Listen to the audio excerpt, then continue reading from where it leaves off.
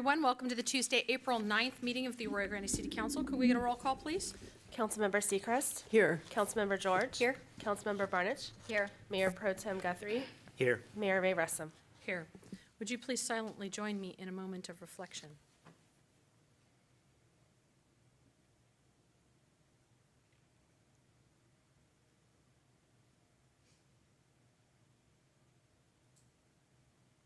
Thank you. Under agenda review, does anyone have any need to change an order or move anything around? All right, we'll proceed as published, and I'll turn it over to our city attorney to talk about item 5A. Thank you, Mayor, for the closed session announcement. The item that was read into the record on March 26, 2024, the City Council adjourned that evening at 8:24 p.m., and there was no reportable action at that time. Thank you very much. And I did, thank you. She just scrawled the flag salute at me, which I went flying right past. So why don't you join me in the flag salute?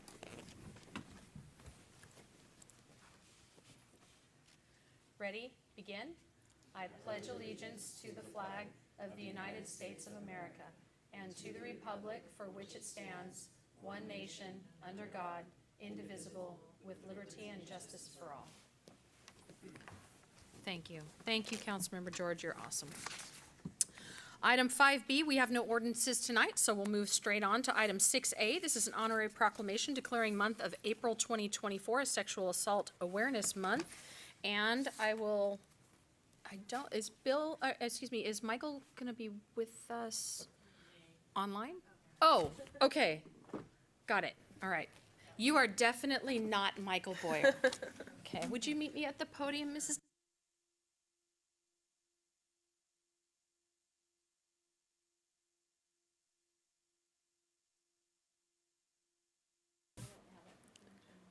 My name, oh, never mind. I'll read this for you and then you Okay. get to go. Okay. So this is an honorary proclamation declaring the month of April 2024 as National Assault Awareness Month. Whereas Sexual Assault Awareness Month calls attention to the fact that sexual and intimate partner violence is widespread and impacts every person in Arroyo Grande. And whereas the marginalization of certain groups in society, including undocumented individuals, transgender individuals, and those living with disabilities, increases their vulnerability to sexual violence. And whereas although progress has been made toward preventing and ending sexual violence, important work remains to be done. And whereas Lumina Alliance continues to provide a safe environment to those affected by sexual violence with crisis intervention, counseling, education, and emergency safe housing with the help of dedicated volunteers and professionals. And whereas Lumina Alliance provided services to 1,397 people in 22-23, including answering 2,189 calls from the crisis line, and provided 380 survivors with more than 4,800 sessions of therapy, and provided evidence-based violence prevention education to 1,431 students in SLO County in 22-23. And whereas Lumina Alliance encourages the community to recognize our collective power to create a culture that supports survivors and works to create a community where everyone can live free from violence. And whereas in 2024, Lumina Alliance is celebrating its 45th anniversary of service to survivors of sexual and intimate partner violence in SLO County. And whereas the City of Arroyo Grande supports the efforts of Lumina Alliance and its efforts to demonstrate how every segment of our society can work together to better address sexual violence and how to help survivors connect with services. Now therefore be it resolved that I, Karen Ray Russum, Mayor of the City of Arroyo Grande, do hereby proclaim April 2024 as National Sexual Assault Awareness Month. Thank you for recognizing our group again. Thank you. Here you go. Thank you. I have a few notes. I'm Nancy Depew. I'm on the Lumina Alliance board. Also with me is Kath Tompkins, who's on the board. And, well, you stole some of my stuff, Karen, I must say. I could add some stuff. I vote for roads. Oh, anyway, joke. True, though. Oh.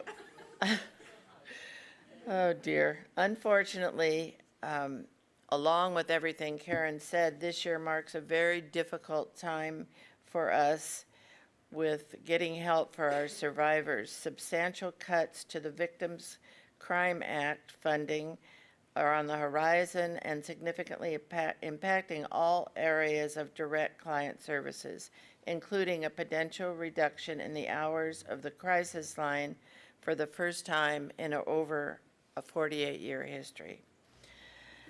I have to thank so many community members for helping us and contributing to our organization, along with grants that we get in government help, but we need a lot of help at this time. We're so grateful for this proclamation and the ongoing support of the city. Preventing and ending sexual violence is a lofty goal, but not an unachievable one. I hope it's achievable. With the support of our local leaders and community members, we can work to build a community safe from all forms of sexual violence.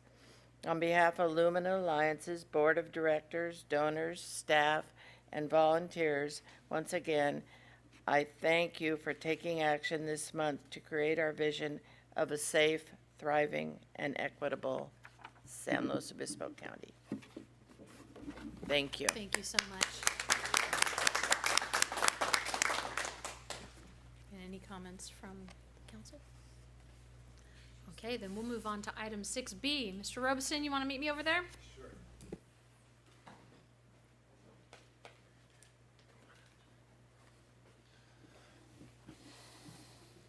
You get a tag team. Yep. Excellent.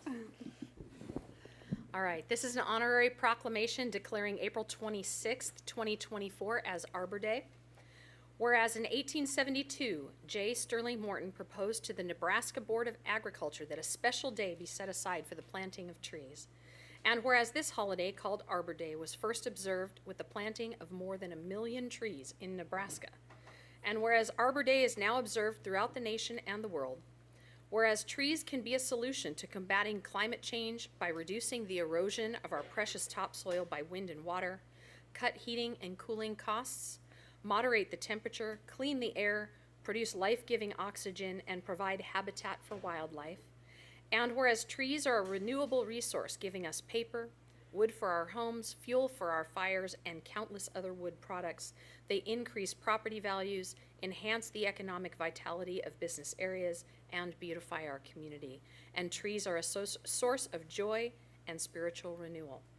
And whereas the city of Arroyo Grande has been recognized as a Tree City USA by the National Arbor Day Foundation for the 41st consecutive year and desires to continue its tree planting ways. Now, I love the way that's phrased. I don't know who wrote that one. We're going to continue our tree planting ways. Now, therefore, be it resolved that I, Karen Ray Russell, Mayor of the City of Arroyo Grande, do hereby recognize and proclaim April 26th, 2024 as Arbor Day in the City of Arroyo Grande, and urge all citizens to celebrate Arbor Day to support efforts to care for our trees and woodlands. Be it further resolved that all citizens are urged to plant a tree to gladden the heart and promote the well-being of this and future generations. Yep, thank you. Thank you. Thank you.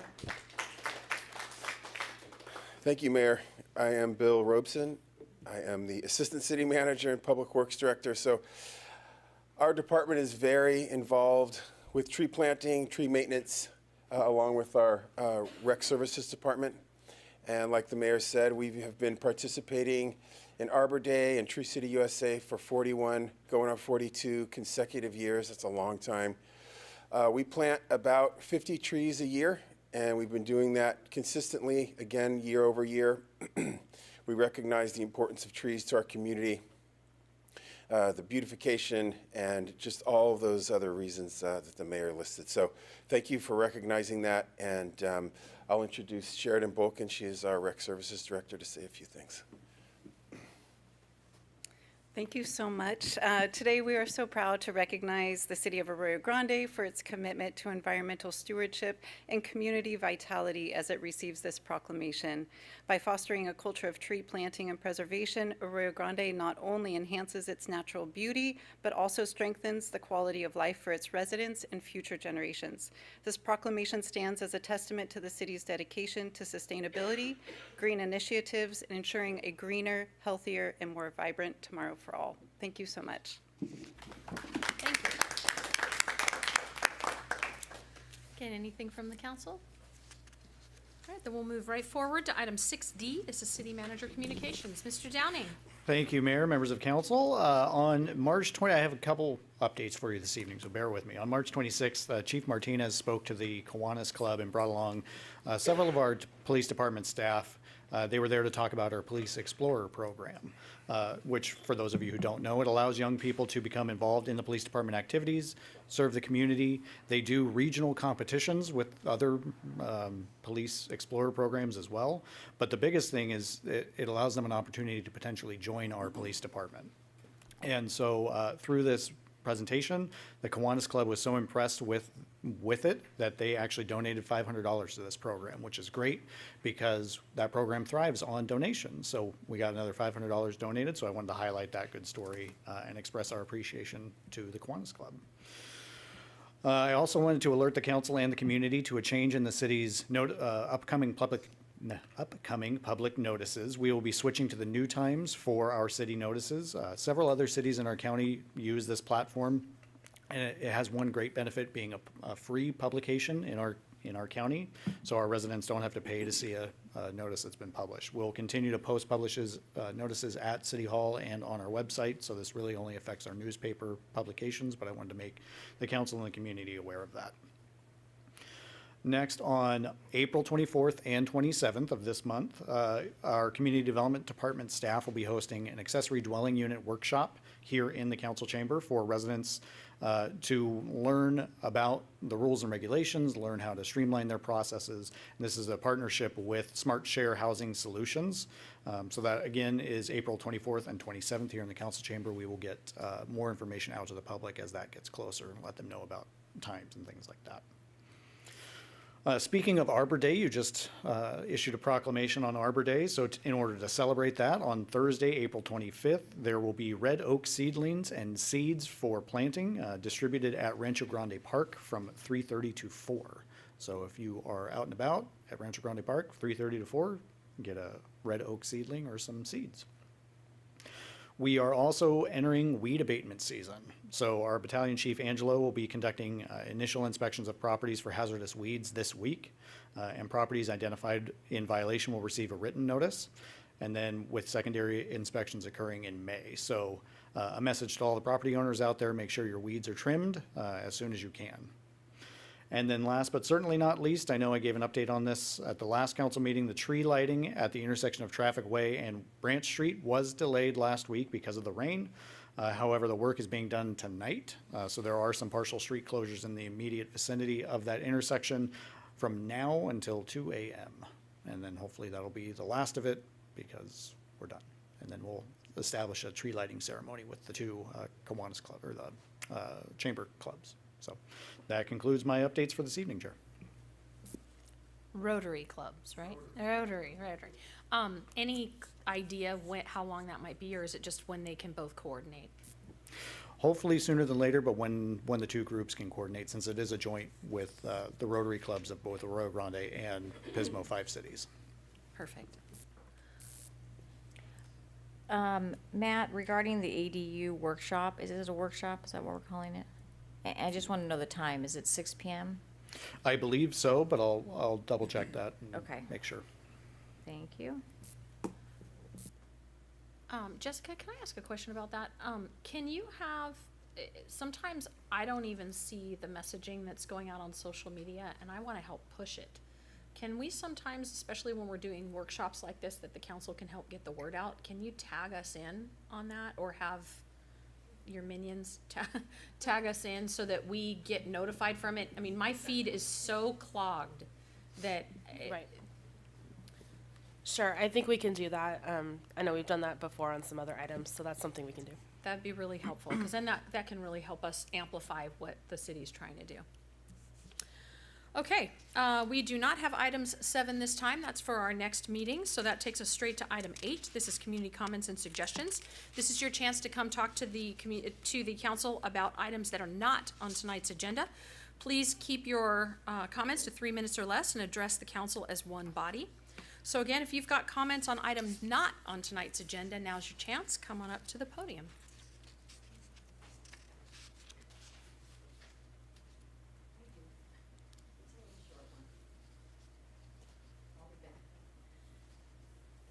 I'm Linda Drummy. I live in Arroyo Grande.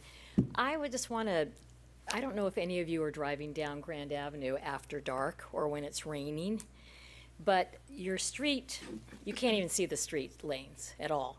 The ones that are supposed to be reflective are not reflecting. There are the little bumps or the dots, but there's not really enough, when it's raining or it's dark, you can't see the delineation of the lanes. And I see many people going over into the bumps all the time or not even recognizing them at all. So I would love to have us, you guys are planting trees that we don't have water for, but I would like to see, so cars don't get into accidents. It's a really bad scenario coming from like 101, heading towards the beach.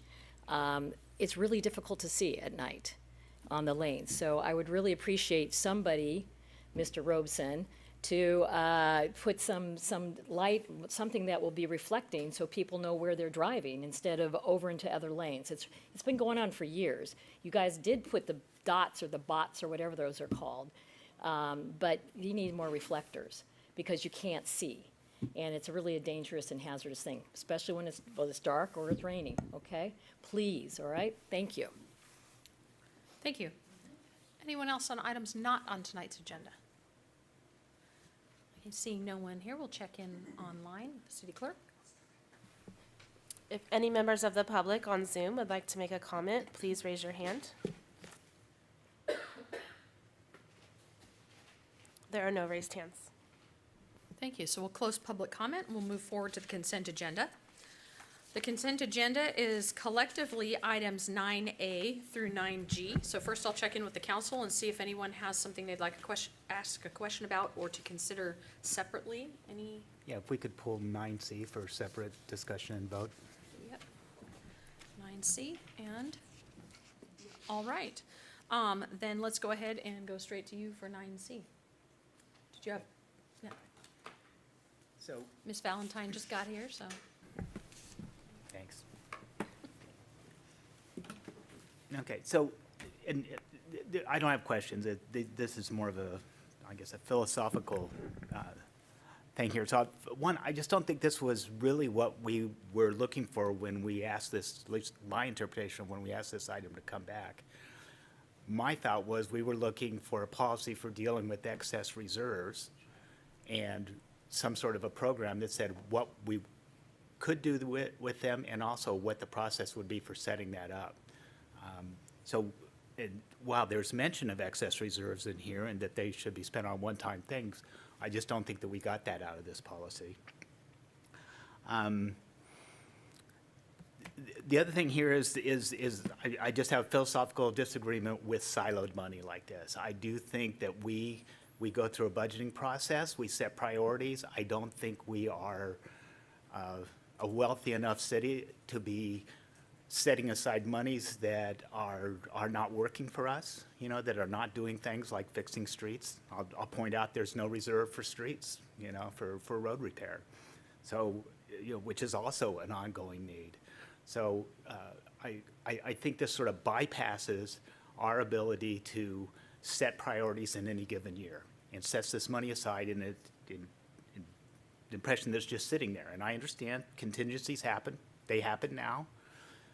I don't think it's that big a process to come back to council and say, hey, you know, this truck broke down or this situation happened and we need to reallocate funds, because that's what it is. It's a setting of priorities. And it may be very well that we're just going to reach into the reserves, whether, you know, whether it's a car or unfunded pension liability. So I think we're taking away our options as a city and particularly as a council to set the priorities that we set every 2 years and in any given situation.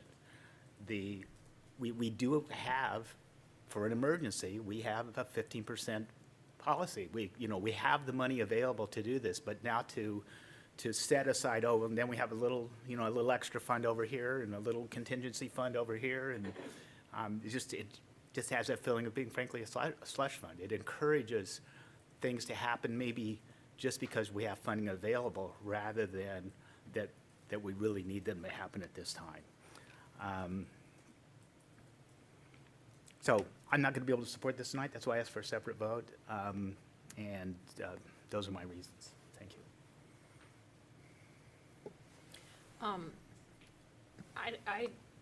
I am hearing you, so I want to go to public comment, but I do want to give staff a chance to respond to what you said, because I have not considered that point of view, and I want to hear a little bit more about it, and not just sit you off on an island by yourself. So, Mr. Downing, do you have kind of comments about that? Certainly. So this is one of those items that the council did direct, and being your new city manager, looking at how other cities have their fund balance and reserve policies set up. Ms. Valentine and I were looking at that going, okay, what's something that we can do for the city in order to help establish these funds for what I would call emergency funds? Like when, if you have to go to the hospital and you get a large medical bill, how are you going to pay for that? So the idea behind several of the funds, things like the vehicle fund is a really easy one. When we build that one up, we essentially are putting money away to self-finance vehicle replacements in the future. So that's what Ms. Valentine and I did. We looked at other cities and kind of commingled things to what made sense and right-sized it for Rio Grande. But beyond that, I don't know if Ms. Valentine has any other comments. So again, I'm in real time asking questions because I wasn't prepared to ask questions on this. So is the difference here that, for example, let's say we needed a new truck for Public Works, which we've done relatively recently. If we had built up enough money in that reserve, you wouldn't have to come to the council to ask for that? Is that essentially the idea, what's going on here? That's the way I understood it anyway. We would still ask council to appropriate the funds, but instead of doing a debt financing, like what we have done for our police vehicles or for our public works vehicles, we would not need to go for financing. So we would save that kind of interest cost. And we would be building up a pot now. We would be paying ourselves now, if the fund balance has funds available. Okay, so we'll do comments after public comment, if public has anything. So do you have a question? In fact, that truck that we just recently purchased, I don't believe we debt financed that. We actually financed that through the budget. Through the budget process, we set aside money for it. We prioritized that. Took longer. We had to refund it. So I don't see that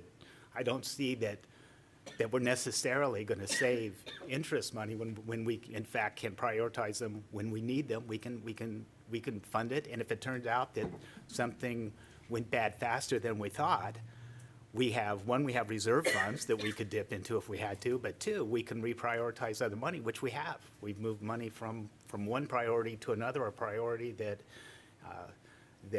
is going to be delayed for whatever reasons, and spend that money this year on this other project. So I'm not sure that I slipped into comments, but I'm not sure I agree that we're saving debt financing. So it's simply about that? So each fund is examples of what we could set up. So we don't have to include those three extra ones. But yeah, that was the theory, that we can plan ahead for the future so that we're not debt financing. You are correct, Councilmember Guthrie. We debt finance some of our vehicles and we purchase some of them with cash as we go. So we're doing both. We have a 4-year lease on our police fleet for all 9 Explorers. But this fiscal year, we did also purchase vehicles with cash. Okay, thank you. Any other questions? All right, let's see if the public has questions. We'll only be doing 9C because we're going to consider this separately. So any commentary on item 9C?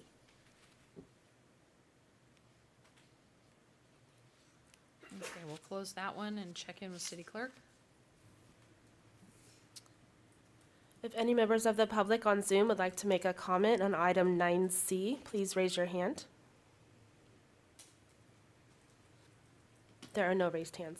Thank you. So let's come back here and, yes, Councilmember Barneich. So Mayor Pro Tem Guthrie, I just have a question. As far as the direction the council gave, can you just kind of refresh my memory on, because you're saying what's come back is not, what you had in mind, and so I'm not really recalling that. I will say that there might be a bit self-confirmation bias in this, but you will remember. I remember it the way you said it. Yeah, because the direction was specifically around when we were when we were dealing with the excess funds, and that we wanted to have direction, and it hadn't just naturally come back to us. So my interpretation of that is we wanted it to naturally come back to us, that there would be a plan put together for excess funds.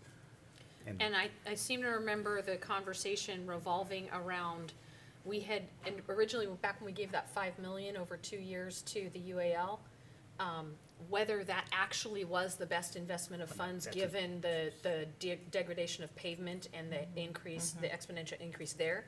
So we wanted more of an analysis of how we would approach spending excess reserves. That's the way I remember that. And I don't know yeah, that we gave more information than that, but it was really around that UAL versus pavement conversation. Okay. And I would say just priorities in general. You know, those were, that was quite a ways back, but, you know, at this particular point, it was specifically around excess funds from last year, so. So was, our request was to have more clarity on how to proceed when we have excess funds? Again, that was my understanding. No, and that- I appreciate yeah, it, 'cause I- Yeah, yeah. and that's not in here. I'll just point out, we have an increase in the reserves, you know, and maybe, you know, maybe that would come along with it, but we didn't get that particular piece of it, I think, at all, so. Okay, thank you. 'Cause I also hadn't, your position is a really interesting, valid one, and I just hadn't thought of it either, so. So again, I'm thinking in real time about what you're talking about. So a counter argument might be, we know we're gonna have to fund these sorts of things. We can't get around not funding these sorts of things that are in these, what you called silos or accounts. Would it give both the council and the public a false sense of how much reserves we actually have if we didn't do this? In other words, I'm hearing you. I want the council to direct where money's going, not necessarily staff. And that's why you struck me. That's why this is striking me. But at the same time, often we'll show a reserve balance, but we know that money's going here or didn't get spent on that thing because it didn't happen by June 30th or whatever that is. Carryovers, I don't want to give the impression that there's more money in there that isn't, whether it's officially spoken for or not, going to be spent on these things that we know are coming. Does that make sense? In one sense, that's what you're doing here, is you are setting aside funds that are now not included in the reserves, and even though they're called reserves. So, in dealing with the specifics of things that don't happen, we do that all the time. You know, that's not a unique situation. I'll just point out, some of these reserve funds haven't even, there's no number associated with them that's going to come later. Whether that's coming back to council or not isn't clear here. In fact, I think somewhere in there it said it was that these fund balances were going to be set by the city manager, which takes us completely out of it. So. I'm confused now. It was my understanding that we still have a general fund reserve of 20%, and then the 3 silos are only an additional 5%. Is that? You are correct. There is a 15% goal, or no, 15% minimum with a 20% goal. Then there would be a budget stabilization of $1 million. And there are the 3 additional reserves, specific reserves. There was not a minimum, or a minimum dollar amount.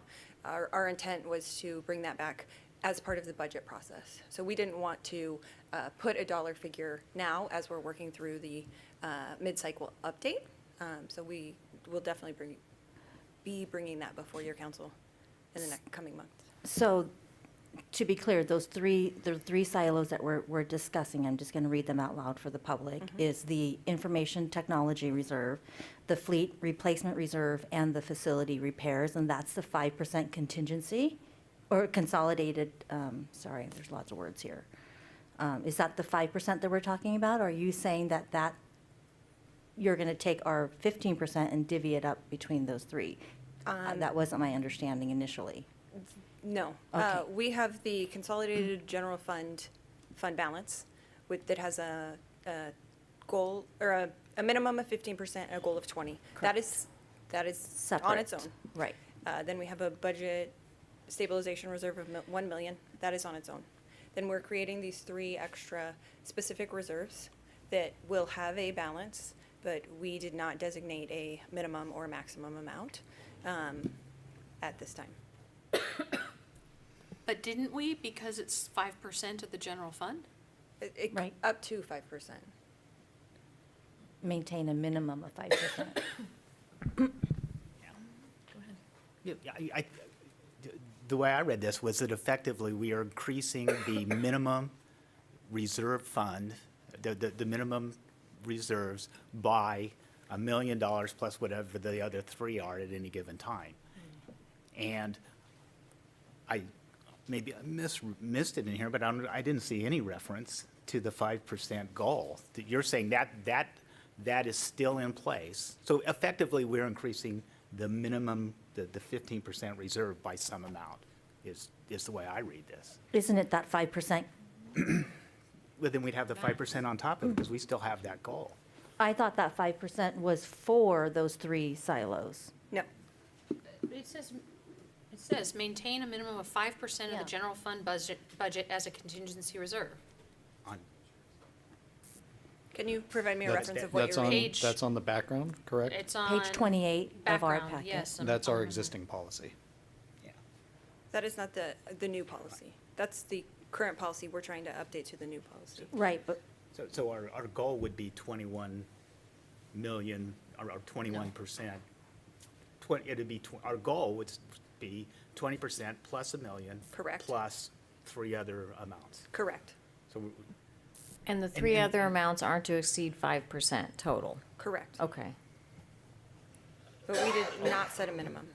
but It's clear to me that we need more clarity and maybe a little bit of behind-the-scenes discussion. Matt, would it be okay if we make a motion to continue this? Certainly, if this To- doesn't meet your expectations. Because I'm getting we'll- more confused now. I thought I was thought pretty it was clear when I clear. came in, and now I want time to digest what Mayor Pro Tem said as well. Absolutely. I think, again, the intent behind it was we were looking at the fund policy and going, why stick with the same policy we've had for years? What are other people doing? And what they're doing is setting up reserves for specific purposes like IT, since, the world is changing every second. Sometimes you need to replace a server, and that way we have that money set aside. We're not dipping into our general fund reserves. We're going after these targeted areas of savings. But if it doesn't meet the council's expectations, then by all means, we'll do more work on it and bring it back. What is the will of the council? I understood it that way as well, City Manager Downing. I just thought that that was within the 5% that we were discussing. So I guess I would probably prefer to continue it so we I have read more it how time. you read it as well, so. Councilmember Barneich, any thoughts? I'm happy to continue it. I read it as you read it as well, so if we can have more clarity, that's fine too. All right. Can I ask one question, Please do. City Manager? When you say setting aside money for targeted areas, would that also, in your mind, be predictable areas? Like areas that you can see coming pretty regularly, or it's not going to be a surprise? Yeah, these 3 are. Yes, Yeah, the okay. need might be a surprise as unanticipated equipment fails or the need all of a sudden is there. But it's generally areas where we spend money kind of routinely, and so Yes. this way it would be a way to, like some people do with their personal finances, they have multiple savings accounts for specific purposes. Do they dip into those for other reasons? Sometimes, but at least in your mind, it's set aside for those specific buckets. Sure, thank you. I'm fine with a continuance to understand more thoroughly. you want date uncertain or next meeting? It's not a public hearing, so we don't have to renotice it, Oh. so it's up to the will of the council. What's the impact to the schedule? I mean, we're coming into budget time anyway, Yeah. so. I would say push it, date uncertain, and we'll look at internally how that lines up. I'll move we continue item 9C to a date uncertain. Second. Any discussion? All right, we can do a voice vote on this, right? All in favor? Aye. Any opposed? Motion carries 5-0. Let's go to 9A through 9G.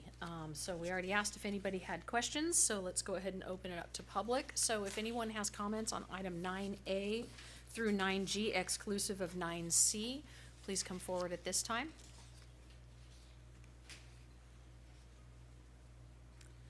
And seeing no one rushing forward, let's check in online.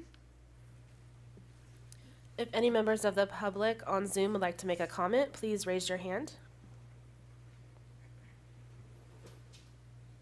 There are no raised hands. All right, we'll close public comment, bring it back to the council for consideration, possible motion. Madam Mayor, I would move for approval of items 9A through 9G with the exception of 9C. Second. All right, we've got a motion, second. Any discussion? We get a roll call, please? Councilmember Barneich? Yes. Mayor Pro Tem Guthrie? Yes. Councilmember Secrest? Yes. Councilmember George? Mayor Ray Russom? Yes. All right, we have no public hearings tonight, so that takes us to item 11A. This is discussion of city water supply, Central Coast Blue, and future resources, and consideration of approval of a budget adjustment request. So, Mr. Downing. Good evening again, Mayor, members of the City Council. I'm going to give the council an overview of this item before I turn it over to our city engineer, Shannon Sweeney, for the presentation. The need for this item definitely arises from the most recent March meeting of the Central Coast Blue Regional Recycled Water Authority Board of Directors meeting. During that meeting, the directors received an update on the status of the Central Coast Blue project, including updates on the increased costs of the project as well as grant funding from the reduced grant funding from the state. This has necessitated each of the partner agencies to evaluate their individual water supply strategies in light of the changing conditions with the project, and so that is the primary focus of tonight's item. However, we have a number of staff, of our own staff here at this meeting to help answer city-related questions, but there may be additional information requested by the council that staff will need to come back to you with answers. And additionally, we're not intending to answer Central Coast Blue specific technical questions. So information requested by the council related to the project itself will need to be brought back at a subsequent meeting as well. So with all of that said, I'm going to turn over the presentation to our city engineer, Shannon Sweeney.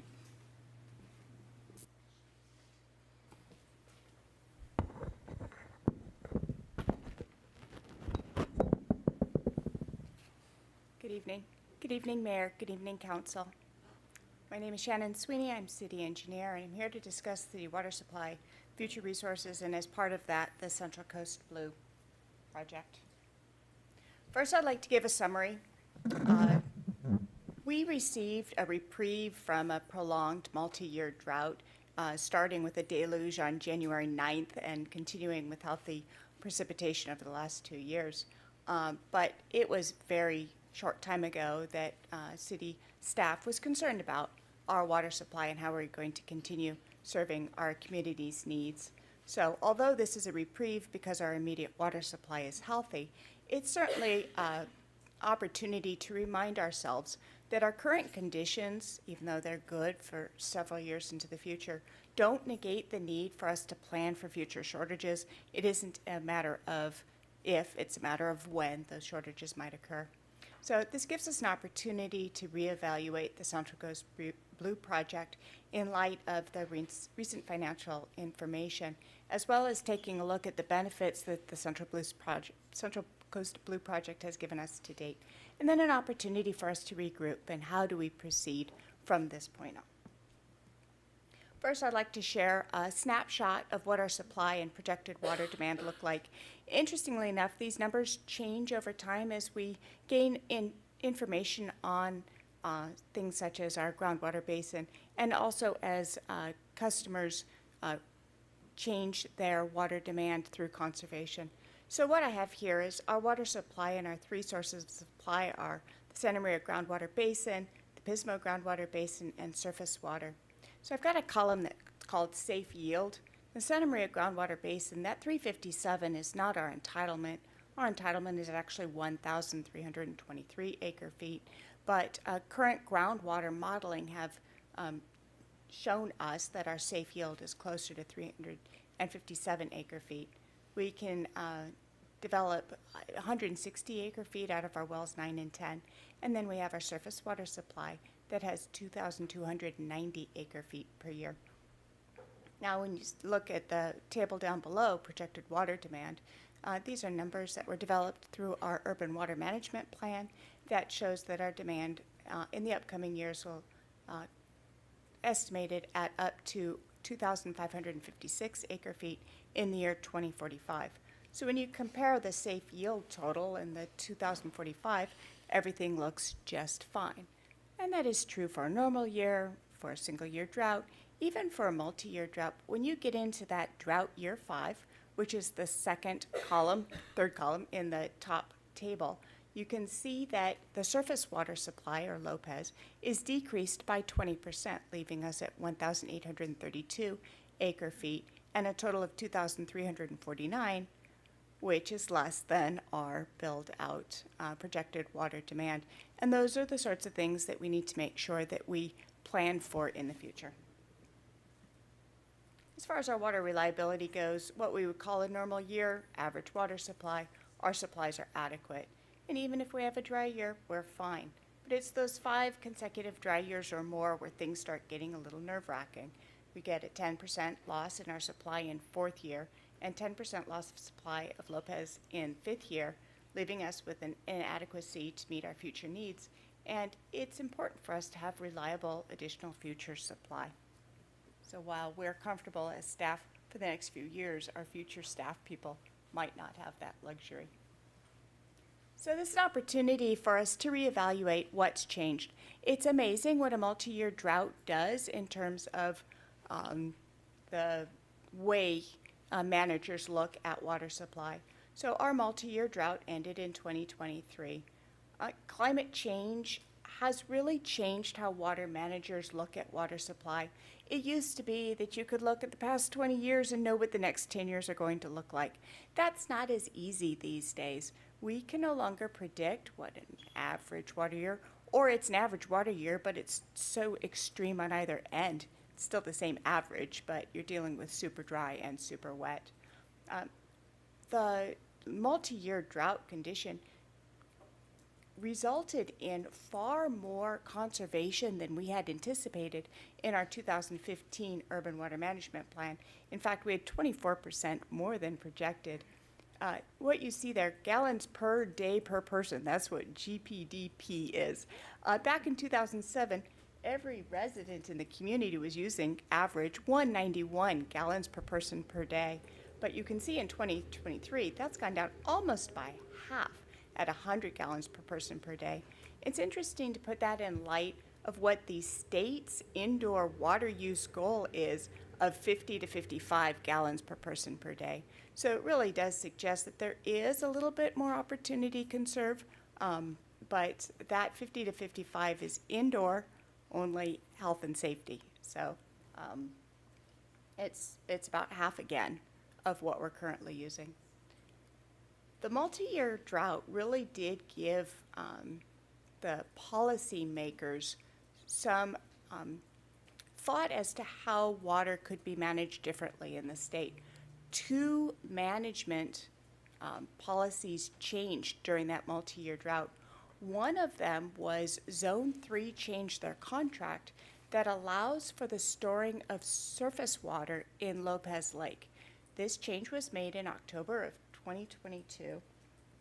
And in the past, since it was use it or lose it for Lopez Lake, we would use all of our Lopez water and not work towards storing it. But now that we can use Lopez Lake as a bank, it provides more opportunity for us to be more flexible with our water supply portfolio.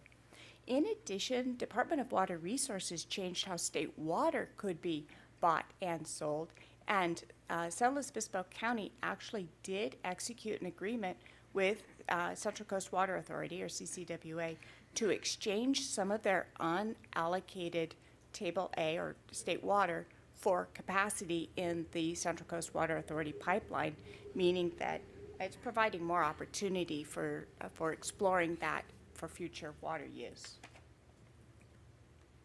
All right, I've put this graph on Lopez Lake. This is a graph of the water levels per year, and you can see some lines there that indicate different levels of the lake and what happens at those different levels. And one of the reasons why this is an intriguing graph is because there are only 2 times in the last 20, 30 years that the lake was full. And what that does suggest is that suggests that in times when the lake starts dropping, that there is some water management that can be considered by using Lopez Lake as a bank. And what it does is it provides us more flexibility with our water supply portfolio, helping us to endure droughts in a way that is different from what we were able to do in the past. All right, so short term, 5 to 7 years. With the rains that we recently got, we are okay for the next 5 to 7 years. So instead, we're looking, midterm and long term as far as what might be needed. So if you look at the opportunities for conservation, there is still some room for conservation. The question is what kind of appetite the community has for that. And then in terms of being able to use Lopez Lake as a bank for storing water, purchasing supplemental water from Oceano or State Water Exchange through the Central Coast Water Authority now become options that were not options when the city first embarked on the Central Coast Blue Project. And then in terms of long term, we definitely do need to consider about investing now, whether that be money, time, or policy development to make sure that we're prepared for future situations. To regroup, to identify what our best course of action is given our existing finances and a continued need. Whether or not it makes sense to phase in the regional wastewater recycling, secure more funding to maximize potential future opportunities, because the state really does want us to consider recycling wastewater. That might provide opportunities for funding in the future that don't necessarily exist right now. Continuing regional partnerships, and then continuing encouraging conservation and fine-tuning our water management strategy in mechanisms that did not exist even 2 years ago. As part of this discussion is a budget amendment or budget adjustment. The original intent was to have WIFIA pay for some of the pre-construction costs, but the delay because Central Coast Blue project has been put a bit on hold. That impacts that financing available to us. And so the budget adjustment for fiscal year 23-24 is requested with the pre-construction costs of $514,200. Now I'm open, and the team is open for questions. All right, let's check in with the council and see who's got questions. Councilmember Secrest, do you have questions? Councilmember George, questions? Yeah, I'm intrigued about the fine-tuning the water management strategies with techniques we haven't used before. Could you give us some examples of what that looks like, or is it? Certainly. Thank you. So I'm going to go back to, if I know how, can we go back a slide? To the Lopez Lake graph. Is there a way to go up? There we go. Okay. When we can utilize Lopez Lake, say, as a bank, like money bank, but it's not, it's water. And we start seeing the level go down over multiple years. As you can see, there are several times where the water level is going down over several years. That before we reach any of those lines where they start considering reductions in that 2,290 acre feet of entitlement that we have, that we consider purchasing water from Oceano CSD. They have some state water that we did purchase back in 2009. We had a 5-year arrangement. In this scenario, now that Zone 3 has changed the contract to allow for storage, some of that water could be bought in year, say, 2 or 3 of a drought and placed into Lopez Lake, put into the bank, so to speak. Now, if it rains and the lake spills, It's water that's lost. So it's more of an insurance policy than anything else, but if the lake is spilling, I think we're in good shape.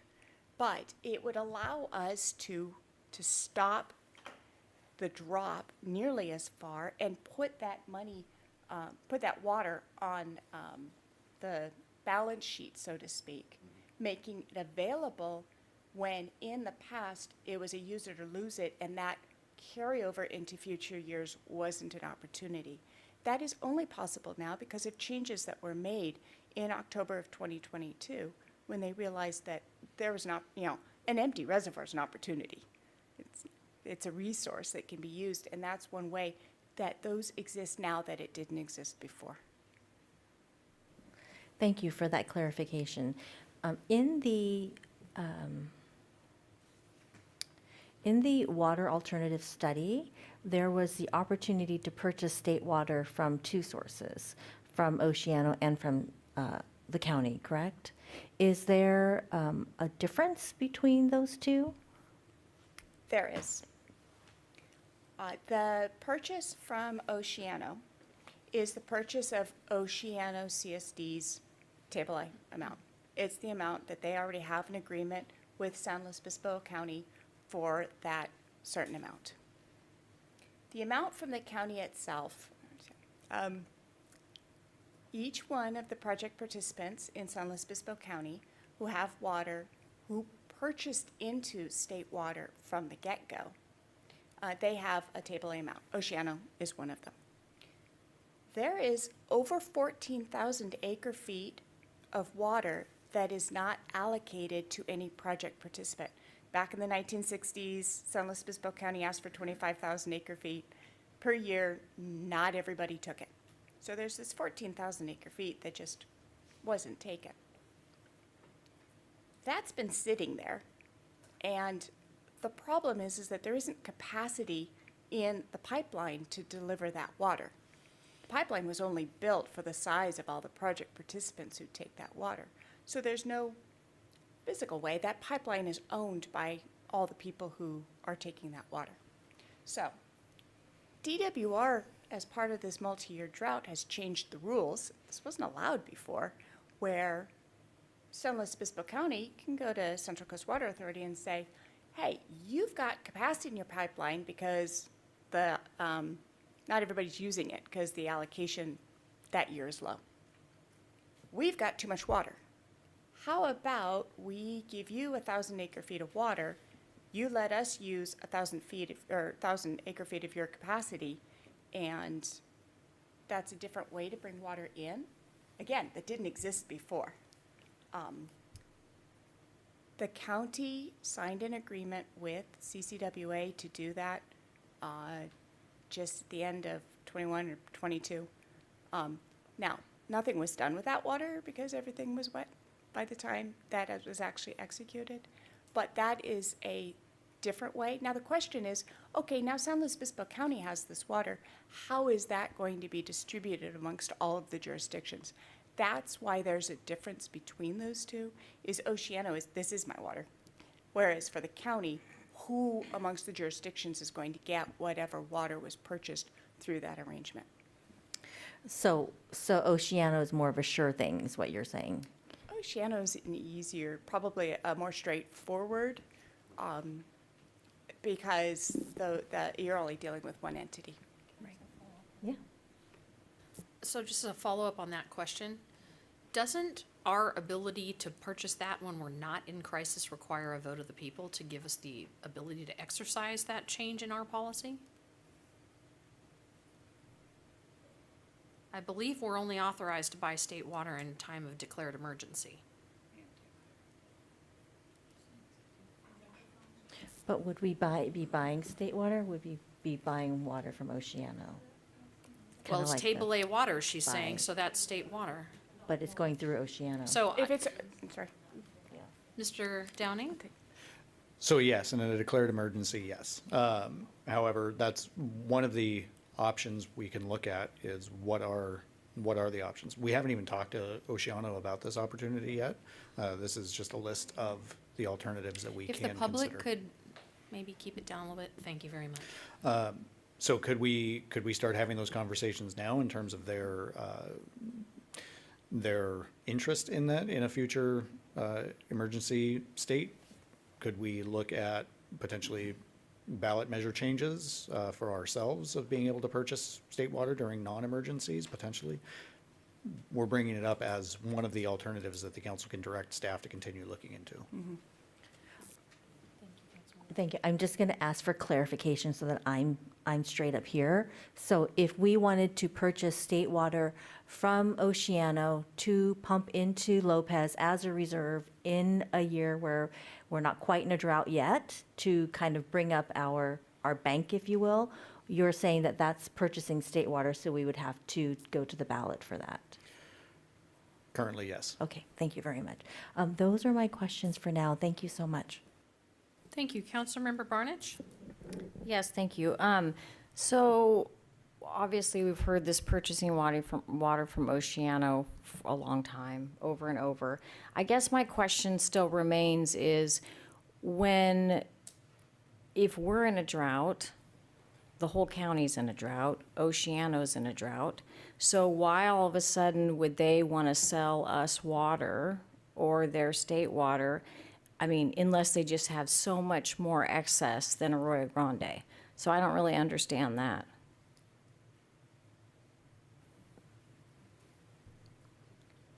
We made such a purchase in 2009. Was it during a drought?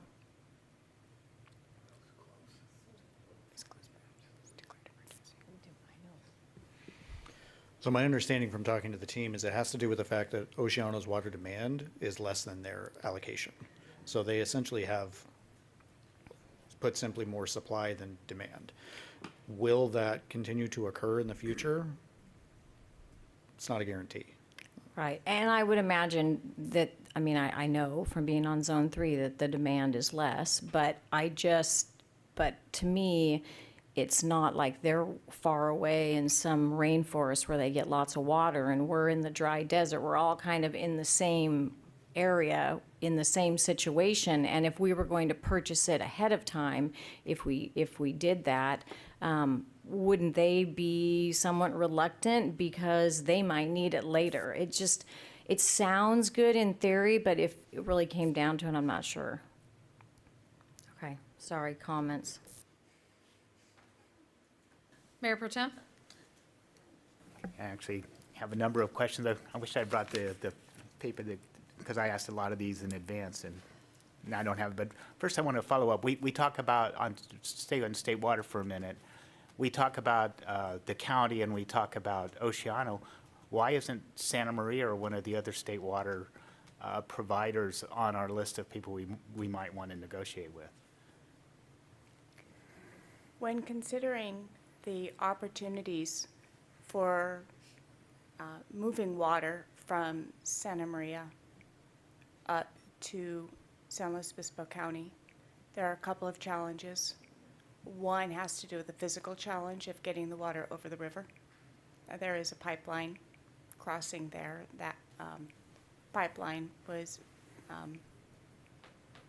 for the purposes of moving water to the mesa. In order to meet the stipulation. The other is that Santa Barbara County is not keen on moving their water supplies outside of Santa Barbara County as they have their own challenges associated with water supply and drought, and therefore they are not likely to want to move water outside of the county except for that water that has been dictated by the stipulation that they must make available to the Mesa area. Okay. So I understand the reluctance is they're unlikely to do it. I don't understand if we're purchasing state water, why wouldn't we just receive it right up here at Lopez? Why would we send it to Santa Maria and bring it back? Why wouldn't we just use our turnout, take their 100 acres of feed and just use it right here? It's an issue of the use of the pipeline and who owns the pipeline and how water can be moved.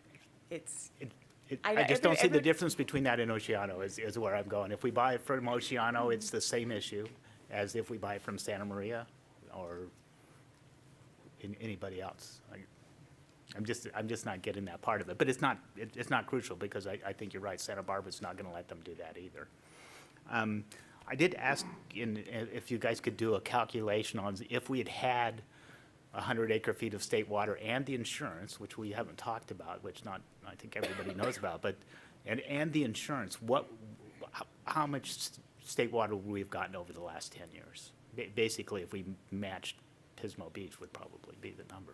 Right, and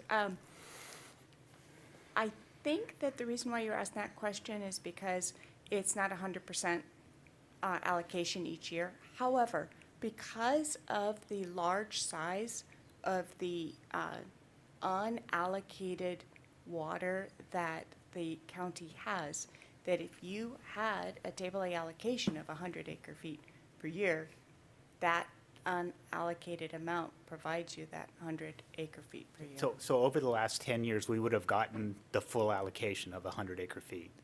It was my understanding is you just got to double up. So if there was only a 30% allocation one year, you could still get 30%, but not 100%. And this is where it gets super interesting because the management of the state water system gets to take advantage of just the very thing that we're talking about, management of Lopez Lake.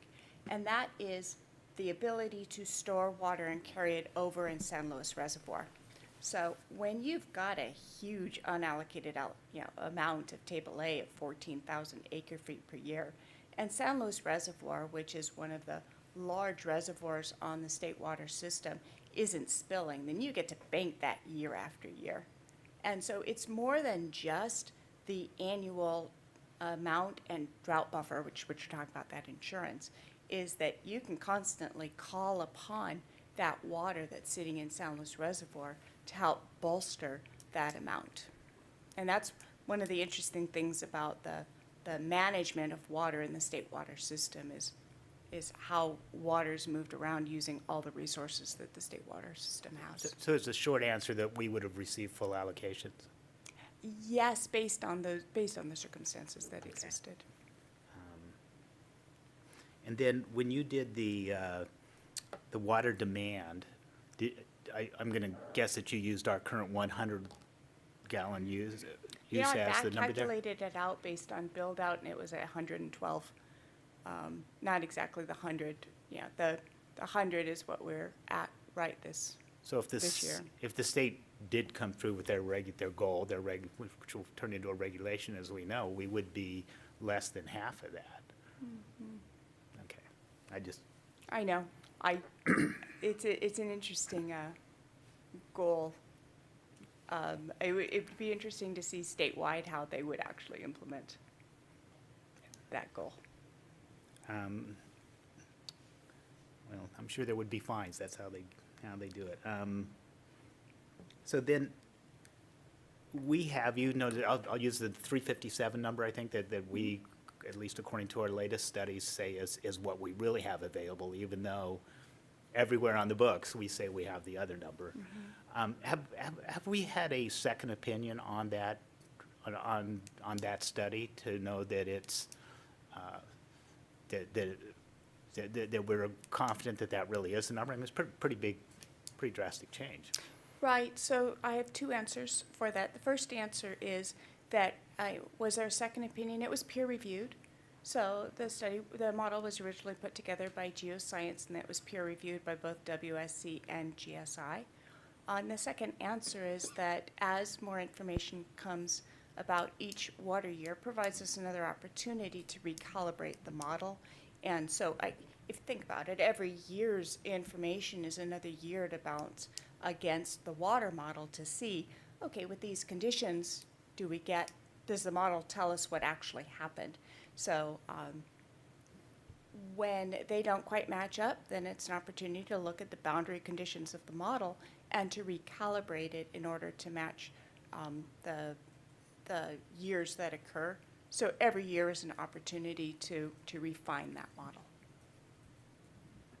Okay, so we can't use that model because it's going to change every year? We can use the model. It gets refined each year. What's the difference between refined and changed?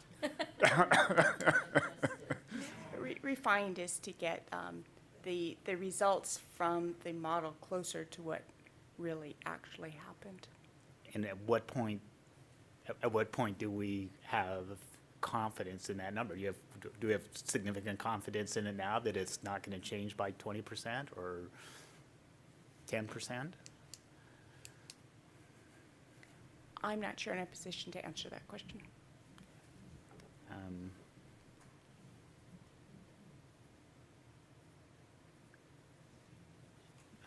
I did ask about, I think it's the scalping plant. Could we if we did that, which is, you know, kind of creaming the water, the effluent upstream and taking sort of the easiest to clean, and we were talking about using it for irrigation, could we perk that water instead of use it for ag irrigation? Yes, it could be perked, perhaps, but it could, the second part of your question was, could it be used as groundwater credits? And the answer is probably not. And the reason is because the water would unlikely get down to the portion of the groundwater aquifer that would be used for municipal supply because of where the percolation ponds would be. So it would not get to a location where it would be considered usable as a supply for us. Okay. And yeah, I think that's all my questions at this point. Thanks. Okay, I got a bunch of questions. So, going to the discussion about other alternate places to purchase water potentially. Doesn't Santa Maria City have its own allocation of Table A separate from the County of Santa Barbara? The County of Santa Barbara can't tell the City of Santa Maria what to do with their Table A, can they? No, it's each individual project participant. Right, so in terms of whether Santa Barbara County wants to move water out, I would submit I don't care. What I care about is what Santa Maria City wants to do. It's my understanding they have a tremendous amount of Table A, so I do think there's merit in having that conversation. Also, and forgive me for not asking this question earlier, I was reviewing our actual slow span discussion of this a couple of years ago, and there was discussion about talking to Golden State Water, and I don't think I've heard anything since then. We came back with talking about Oceano, and I'll talk about that in just a moment. Mm-hmm. But did we ever pursue the direction to Golden State Water, and what happened with that? And it's certainly possible that I've completely forgotten. Yes, thank you. We have pursued that option with Golden State Water. We met with them. Shane and I, our utility manager, went out and met with their representatives and looked at the feasibility and the length of pipe that would need to be installed so that we could have an interconnection during emergency times. And it's about 200 yards or 200 feet. I forget the number, it's been a little while, but it's very doable. They were very open to us purchasing that water. We have not negotiated a price on that, but it's something that we can pursue if we get that direction from your council. Okay, thank you. And then, Mr. Downing, did we ever get the answer of whether or how much, maybe this actually might be for the city clerk, if the council still hasn't made a decision about whether we're gonna put the ballot measure on with regard to sales tax. If we chose to do that, and we chose to put something on the ballot about being able to purchase state water outside of times of emergency, we asked about that a few months ago, if there's cost savings there. Yes, I reached out to our county clerk recorder, and unfortunately there is no discount. It would be $6,000 per measure on the ballot. Great. Any idea what it was last time? I believe it was around 4-ish. The costs for elections have gone up significantly. Okay, all right, thank you very much.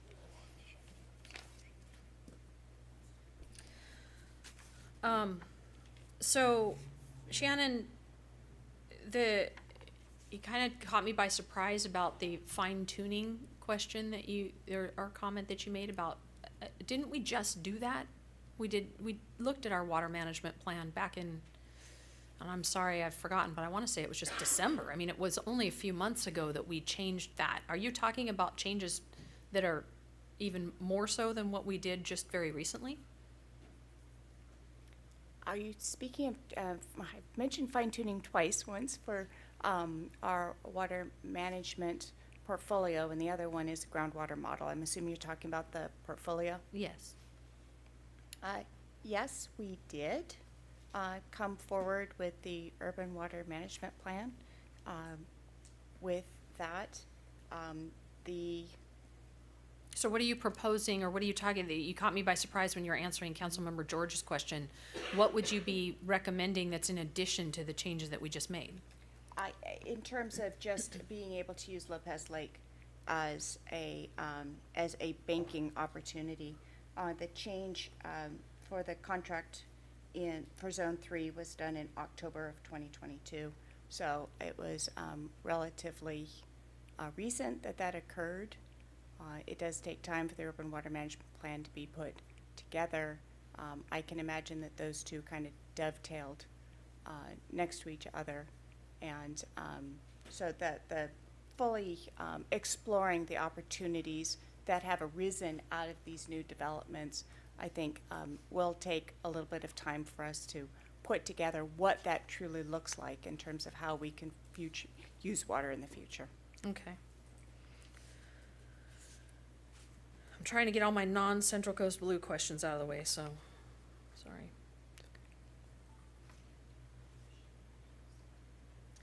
So, I have a number of questions with regard to Central Coast Blue, and none of the rest of the council asked, and so I'm gonna ask, yes. I know we have another presentation. Are we having a separate Oh, okay. But I was holding my question. Okay, that makes me feel a lot better, because I'm sitting here going, why is nobody asking about that? And I have I have questions that have come up, non-Central Coast Blue questions. Okay, why Whenever don't we we're- do that? Okay. And then I'm gonna shift gears for us in just a minute, because I have a number of questions, especially because I need direction from you. So, Councilmember Barneich, why don't you do your non-CCB stuff? Okay. There was a gentleman from the public that passed on a report that went into, I'm gonna just summarize because it was a big report at the last, it was actually at the Zone 3 meeting. He came and attended and it was all about downstream releases. And can we sort of prolong these droughts and not send so much water down the creek? I mean, I'm really simplifying that whole question.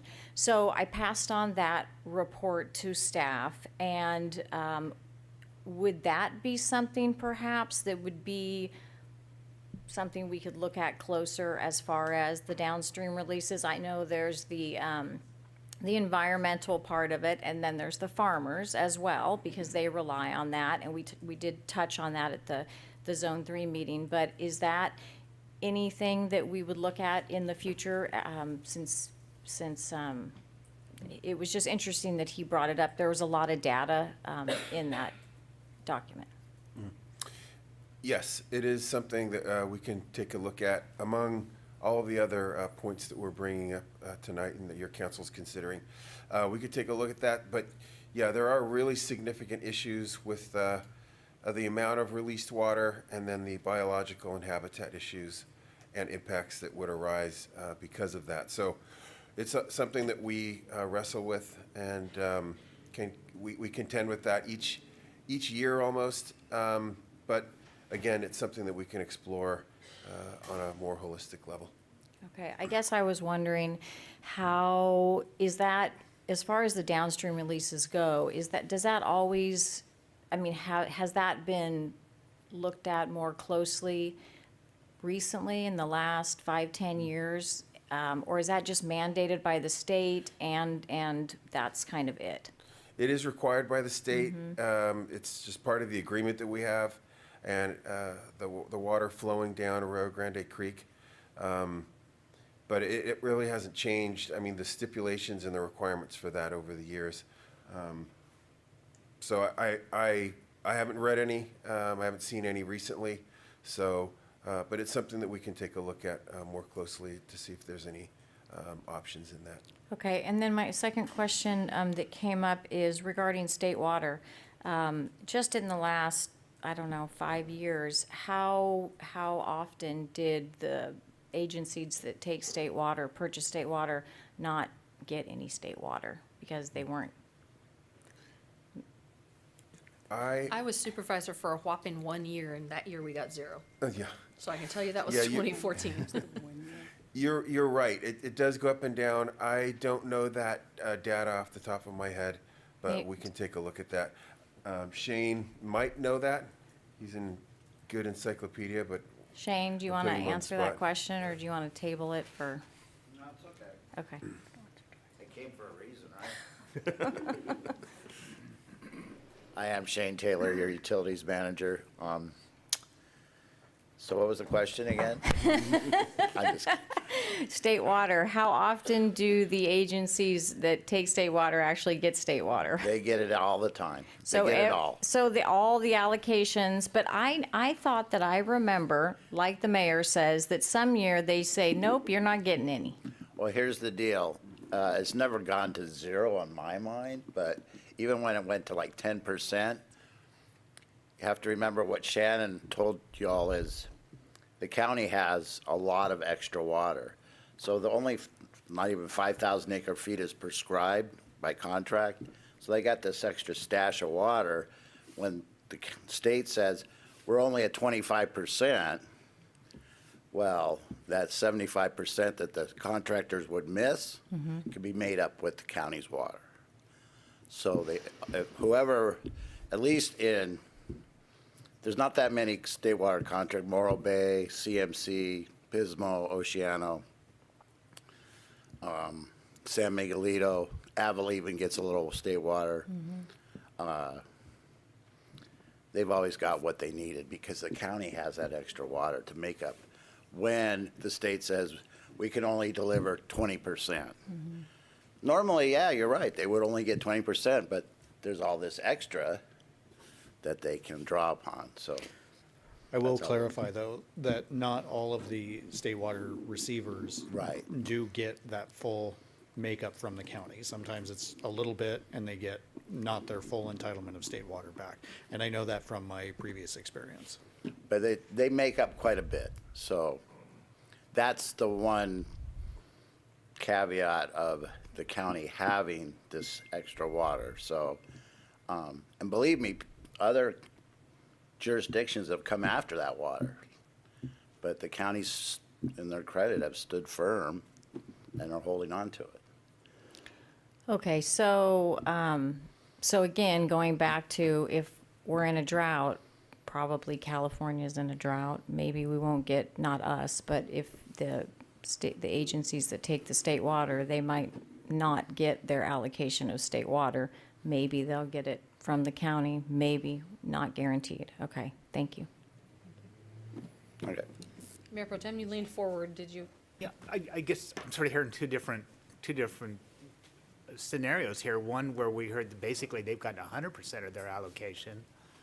You say no allocation, but also sometimes they still didn't get 100% of their allocation. So is it, that's why I was asking about the calculation is, and then you said, I'm guessing that's Pismo, did not get their full allocation some year. So I still think I would love to know what that calculation is. What, over the last 10 years, what, if we had done this, what would we have gotten out of a 100-acre foot purchase if we bought the insurance? I don't know, it sounds like maybe you don't have to buy insurance anymore, but you used to have to buy into the extra water. But I would still like to see that calculation. Well, that's why I asked the question I did, because being on Zone 3, I know that no one always, not no one always, these agencies don't always get their state water allocations. I mean, the state has said, I think, when I've been on Zone 3, no one's getting anything, because we're all in a drought, so we don't have the water to give you. So that's why your question threw me off. But I do think that the point is taken that if the state's not sending something, but the county has actual wet water in reserve, that it can be delivered. And I think that's where our planes are flying across each other. Okay, any other non-CCB questions at this time? Reserving the fact that you can ask anytime. Okay, Councilman George, do you want to go first, or do you want? I'm happy to go if you're ready, or whatever. I just have one question. It's a two-part question that piggybacks off of the need to adjust our budget to 514,000.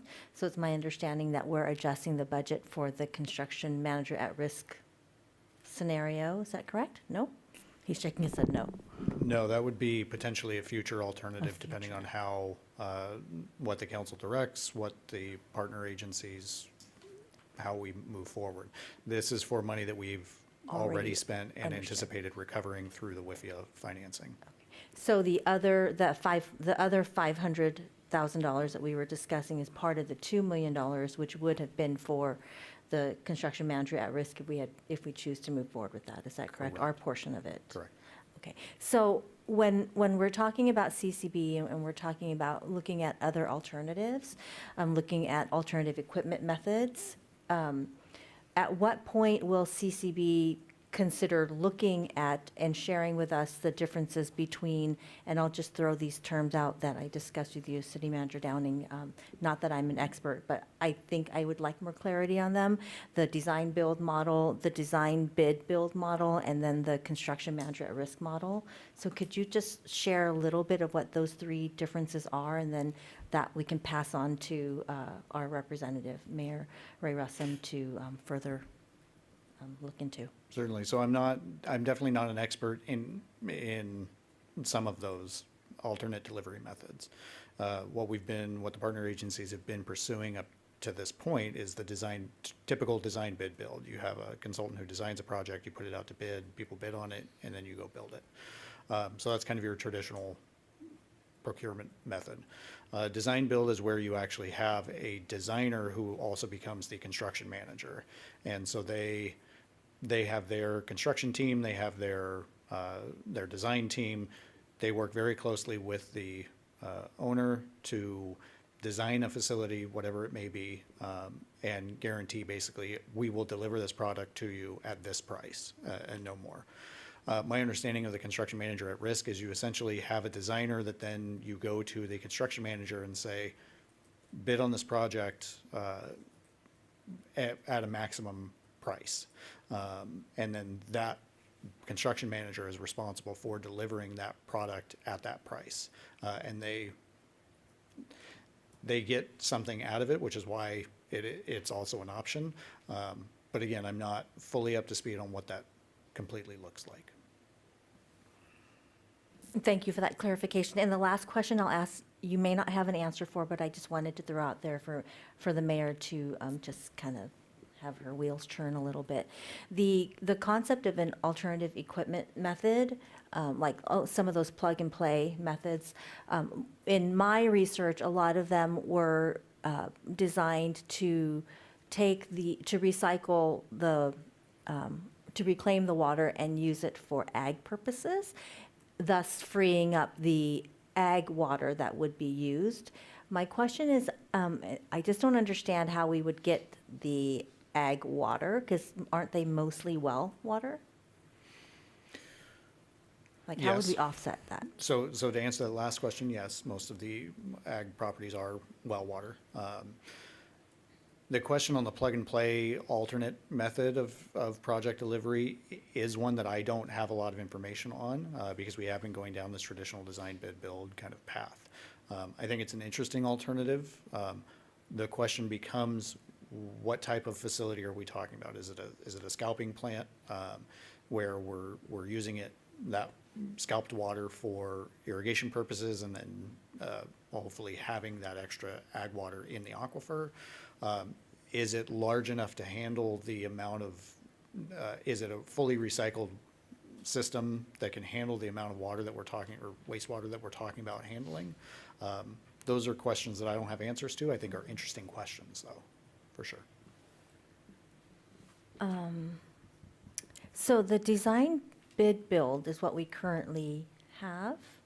And The flaw there, I guess, is that no one really will take responsibility for any piece of it. I guess my question is, and it may just be a comment more than a question, is my concern with the model that we have now is with the escalating price, everyone's like, right? So no one's taking responsibility for it. So I'd love to see, maybe other questions will come up, a way to get to, maybe that's the construction manager at risk model, where we actually have someone that's accountable for giving us a project that we are expecting, I guess. So those are my questions for now. Thank you.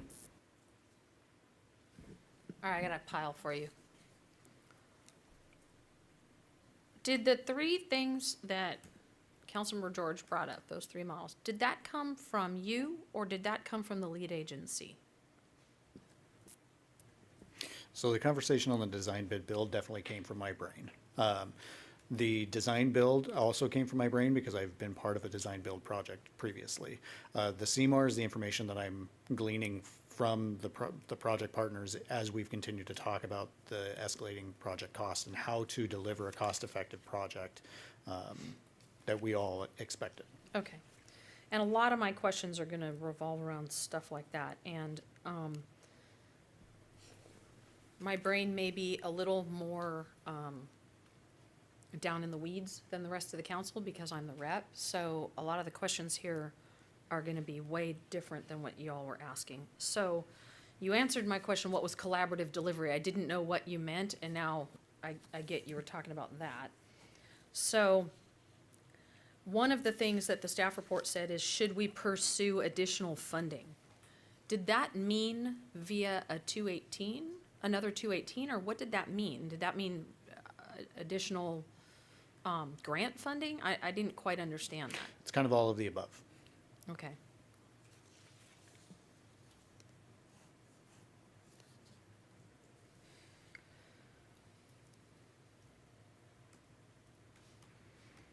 So,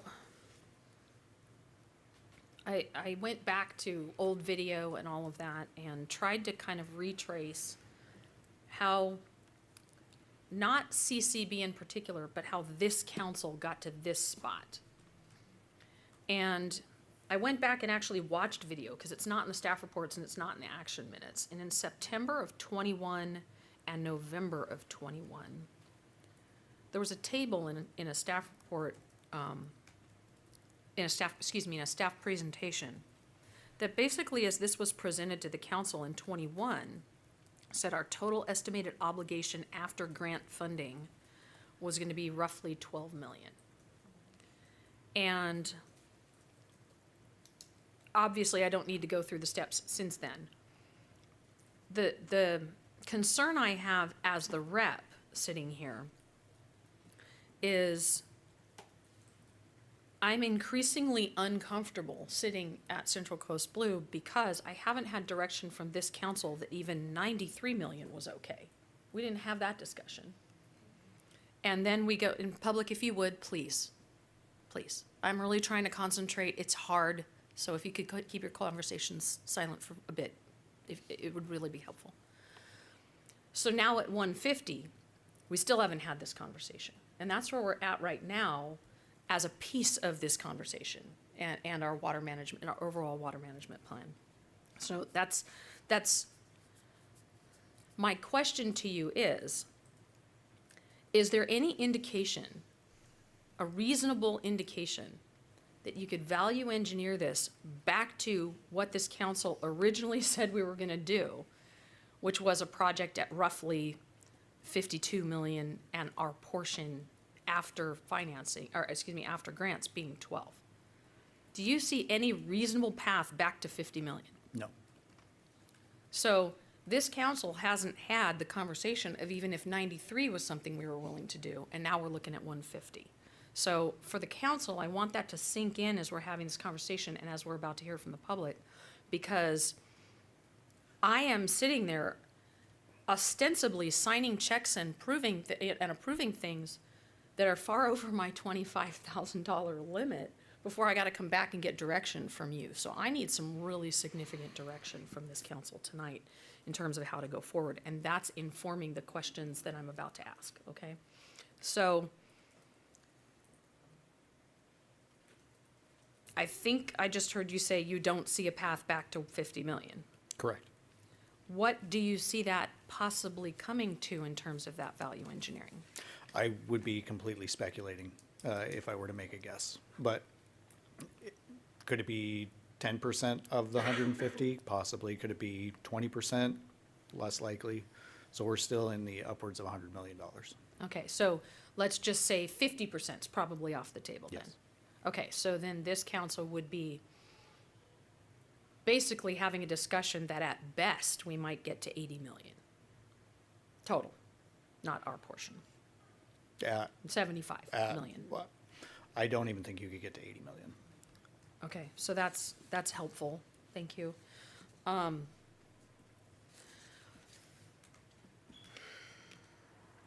In terms of this redesign or even alternate equipment stuff, whatever that is, I'm going to try and be collaborative and constructive in my question, and I spent, not kidding you, probably an hour today trying to word this question and a couple of others, and I'm really struggling, so I'm just going to say what I want to say. The lead agency didn't involve us in design. And when this council asked for certain changes to how we approach the project, we got a flat no. So I don't think I'm stating things incorrectly to say that we really were not involved in design. They're the lead agency. We've bought into the lead agency's vision or project. My question to you is, as all three councils are struggling, we're the first one to struggle publicly with this, but as all three are going to struggle with this number, how can we be ensured as Arroyo Grande that we're going to be active participants in the redesign or in any redesign of the project? That's a good question, because obviously of the three partner agencies, Arroyo Grande, Grover Beach, and Pismo Beach, Pismo Beach is the lead agency. They're the ones who are essentially carrying the project, for lack of a better term, with the other two agencies in partnership. But they lead that effort. If it's the will of the council to direct me to make sure that that's a negotiation point moving forward, that's direction that I can absolutely receive. You can even stipulate that if we do not get that, then what's the alternative action that you want me to take? I'm open to that. I know through this process and through the cost escalation, we've been meeting a lot. So I think there's an understanding that there needs to be additional working together, but hearing your concern, that's absolutely direction you can give in terms of demand it, and if you don't get it, bring it back to us. So what would that demand look like? What would we say? I'm confused isn't the right word, but I'm having trouble envisioning what that means. Does that mean voting power? Does that mean the city managers all listen to each other? What does that mean if we negotiate that? I think that depends on what your guardrails for me are. Is it you want some kind of council voting power? Is it that you want the city engineers to be all looking at the plans and reviewing the plans and asking the questions, and from all three cities doing that? Do you want the city managers doing it? Do you want, it's up to you at this point in time. I do anticipate that because we've been going down this design bid build path at the cost that we're talking about now, it would need to be, we've talked about for our next regional joint meeting to have an overview for all of the councils of what does CMAR look like? What does this alternate delivery method look like? What are the guardrails there? That would be an opportunity as well to say, we want to be part of this redesign. Again, what does that look like to the council? Do you want you as the council to be part of that? Do you want the city manager to be part of that? Do you want the city engineers who are trained in that to be part of that conversation?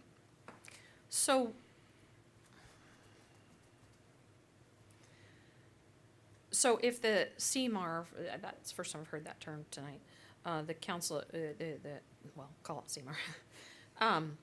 If that is presented at the joint council's meeting, then presumably, I'm struggling to understand how much of a dent that could make in this number. And it's not like some construction management group is gonna come in and take the at-risk thing and say, we're gonna do this for 30% less than you could design build it. I'm not understanding why we would give that direction. And that goes back to, I'm not an expert in CMAR, so I can't necessarily speak to that fully tonight. It's something that I'm trying to learn as quickly as I possibly can. And there is profit to be gained by the construction manager reducing the price and redesigning things to be cheaper. But again, I don't know the full ins and outs of it. So what does that look like moving forward? I think we would have more information as we got closer to that joint meeting. Okay. So, right now, at this moment, what was presented to CCB, both when Councilmember Barneich was there and then in my subsequent meetings with the general manager, is that the project right now is on pause. Correct. What does on pause actually mean? So on pause, originally, we were expecting to be under construction this fall. So on pause means we are not under construction this fall. We are looking at how do we reduce that cost of the project? What are the alternate delivery methods? What are the options? Where do we go from here? And what are we spending to do that? I don't have an answer to that. And I know why you don't have the answer to that, and I guess because we're not involved in that process, right? Right. So my question to you is, if this council chose to say, yes, we want to redesign, and yes, we want to continue forward and have that redesign happen, how do we do that and look our taxpayer in the eye as we potentially ask them for a sales tax initiative and say, but I don't know what that's gonna cost? How would you answer the public in that scenario? So as we look at a redesign, I'm going to keep using CMAR because that seems to be the option that we've talked about the most. That has a cost associated with it in order to get everything to a point where we can actually go that route. I would anticipate that the lead agency has an estimate on that or will have an estimate on that along with other tasks associated with the work that we do during this quote-unquote pause over the next 12 to 18 months. I don't necessarily have that estimate right now, but I do know that they're working on it in order to be able to present that to either the joint councils, to the city manager, so that we can report that back to our individual councils. So what that cost would look like coming forward, we'd have more information on it, but I don't have that right now. But what are we spending to get to that information is what I'm asking. And I don't have that number yet. So we are, again, please. We are essentially paying 25, I thought it was 26%, but the staff report said 25% of Pismo Beach's staff time to do this work, right? Not necessarily, and I'll look to Ms. Valentine to help Thank you, explain that. I need this help. Currently, Pismo Beach staff time is not being appropriated to the project. It would just be any consultants or contractors. So, but WSC is Yes. a big piece of this, right? Yes, correct. Okay. So, thank you. So I'm sure the council can hear where I've got some pretty serious heartburn right now.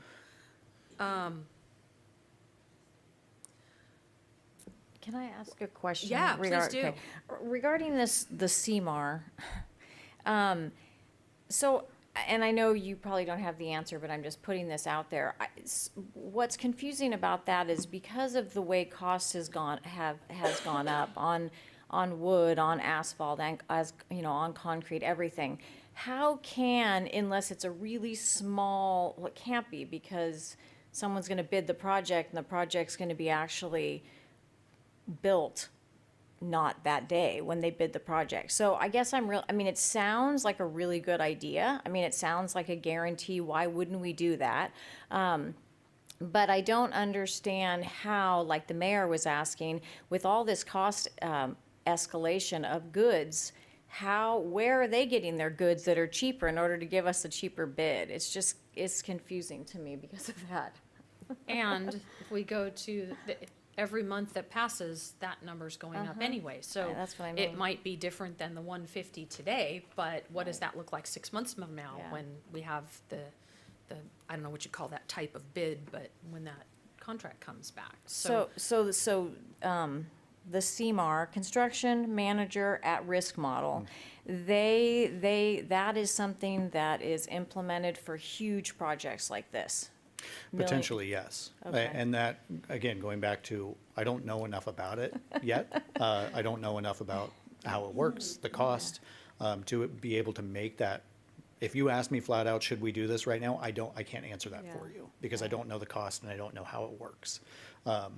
But I think if the council's interested in continuing to pursue that, we can continue to talk until a decision point in the near future of, council, do you want to go down this route or not? And here's the cost and here's how it works. But right now, because we're continuing to work through this issue of the cost escalation, it's one of those options that's out there that we're going, okay, let's learn more about this. Okay, and then just a question about the WSC. Can I ask a question Please. about that? So since we are on a pause, I understand Pismo Beach staff, but as far as the consultants, and this is a question that Mr. Downey and I talked about, WSC, are they still working every day and doing what? Because we're on pause, so that would be, that's what I have a question about as far as, I guess we don't know, Arroyo Grande doesn't know, but that would just be a question of kind of what are they doing? Can they not do anything for a while until we figure out what we're doing, I guess? So part of it is we do need their expertise in order to help identify these alternative methods. So they do attend meetings with us in order to help explain some of the options that are in front of us. Because we're not experts in that field to be able to go out and find those solutions. We need them as the partner.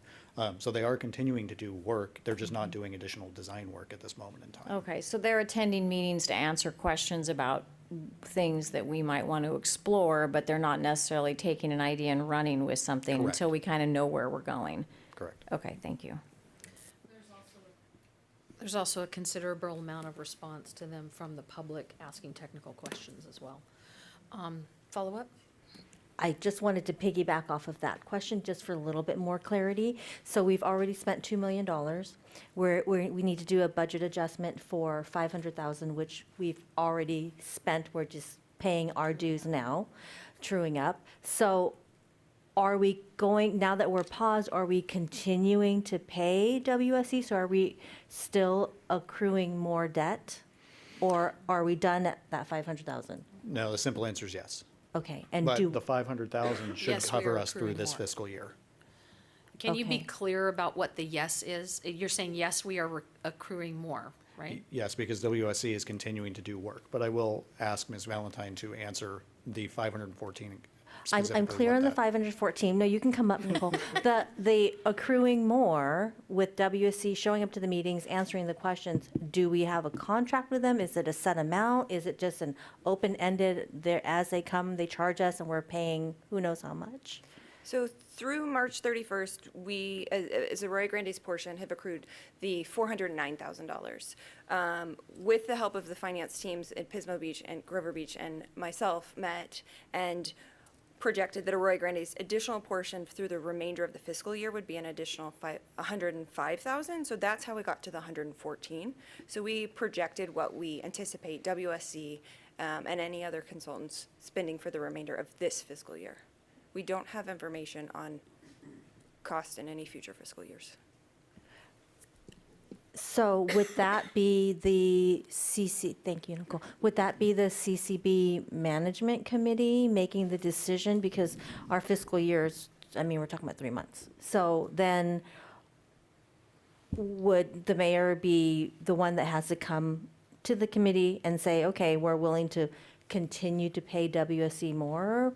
Or do we think that in the next 3 months, we'll be able to get the construction manager at risk? Welcome to the rest of my questions. Right, yeah. So, I'll let you take a stab at that, and I'll take a stab at it myself. thank you. I was going to say, it looked like you wanted to answer that question. So it's in my mind, it's multi-pronged. We have the CCB JP, what I call the CCB JPA. They have its own separate budget. So that's Mr. English, Ms. Wetmore, the legal counsel, potential future legal counsel, all of that associated with just running the JPA. That's separate from the continued project development costs that if we were to go the CMAR route, we don't know what that exactly would be today. So it's hard to say, here's how much money exactly we're going to expend on this project next fiscal year, because we don't know enough about CMAR. We don't know what that cost is. You haven't authorized that. The JPA does say that if the JPA agreement does say that if the JPA essentially fails to adopt a budget, then it's the same as the previous year plus CPI, or 2%, whichever's more, I believe. So there is some, if we stay in it past this fiscal year, there is additional budget ask, which I would ask Ms. Valentine again if she knows that number off the top of her head, but. I'll come up to the podium. I do not.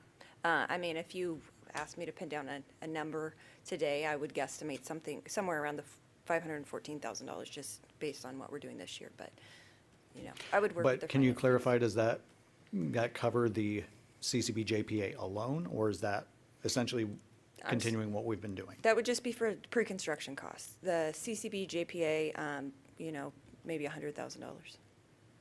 We have a budget of roughly $80,000 this year, so. And it's going to be higher because the legal costs are going to be higher. So, did that? Yes. So you're beginning to see the gray area that I'm sitting in and I'm very uncomfortable in, which is the JPA is continuing to move forward and stand up. And when I say stand up, it doesn't have anything really to do with Central Coast Blue as a project. It has to do with the JPA itself. So it's purchasing policies, it's photocopying costs, it's the cost of the general manager, it's handling public records requests, it's all the things that the entity does. But we're not really discussing the project itself. But as I sit there and authorize and vote for, as an example, the next meeting will be to hire on new legal counsel, and that's tens of thousands of dollars. If the intent of this council is, we're not ready to move forward on this project, then I'm not ready to move forward with those expenditures either, because those go hand in hand. So that's the hot seat that I'm sitting in right now, and I need direction from you, because there's going to be a lot of singing and dancing about trying to get to a, you know what? That's a comment. I'm going to hold back. I'm going to turn it around and say, you said, we may have a negotiation point, right? Sorry, somebody's buzzing me. It's driving me crazy. We have a negotiation point, but what if, let me just throw a scenario out here. What if the council comes to the conclusion tonight that we don't see a path to value engineer this? We don't see a path back to a number that this council feels comfortable with. And again, remembering that the last time we talked about our comfort level, it was at the 48 million. Then if we were to say, we don't want to proceed right now, I see potentially two paths here, and I need to understand the ramifications of those paths. So one path is we notify, I don't really understand the mechanics of how this would happen. That we would notify the lead agency that we're pulling out? Do we notify the CCB that we're pulling out? Because it's my understanding that CCB can stand, the actual Joint Powers Authority can stand separate from the CCB project. And so what I'm wondering is if there's a way to bifurcate that right now, so that if this council decides right now, hey, we're gonna, not only are we gonna do the public pause, we're not gonna be that doesn't make sense to me to say we're not constructing in the future. That's not a pause. But to put pause on that project, but not pull out of the JPA and all the good work that's been done regionally in terms of bringing us all to the table. And perhaps there will be an alternate project, and we have a JPA already stood up to do that. So my question is a terribly worded question to say, can we bifurcate those decisions? So technically, yes, because there's two separate documents. There's the JPA formation document that outlines a 180-day notice to withdraw from the JPA itself. There's also the cost share agreement, which says if we notify the lead agency prior to, I believe it's award of contract for phase one, then we can get out of the project, so to speak. What exactly that would look like, what the full benefits are, I think there is benefit to the fact that we have done such regional cooperation and stood, as you said, stood up the JPA. But how that process fully works, if that's the direction that the council gives, we would bring back a separate item that outlines exactly what that looks like so that you can give that formal direction at that time. So, just making sure I understood this properly. We could, what is the notification requirement of the cost share agreement? I thought that was the JPA. I believe my mind keeps floating back between 60 and 90 days, and I can't remember what the exact number is, but I do believe it's 60 days notice to the lead agency on the cost share agreement prior to the issuance of a contract for, award of contract for phase one. Okay, so we're not even close to awarding a contract, so this Right is- now, we're 12 to 18 months away. So is there, so if we're 12 to 18 months away and we're spending $500,000 a year, we're close to $1 million or $750,000 away from that point. Potentially, yes. Okay, so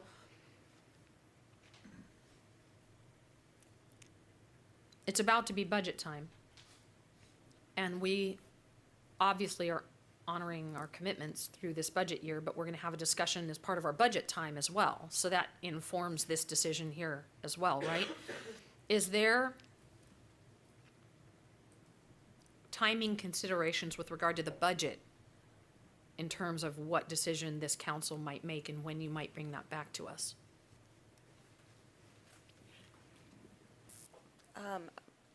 There doesn't have to be. We can adopt the enterprise fund budget separately from the general fund if that was the will of your council. So the June 27th meeting would be the last date for adoption before the start of the fiscal year. I won't be here on that meeting. I'm not gonna be here the second meeting in June 25th, just to be clear. Okay, we can have that conversation under council communications. It looks like we may have a quorum issue at that time. So, okay, so that's a separate conversation. Don't let me excuse me, everyone.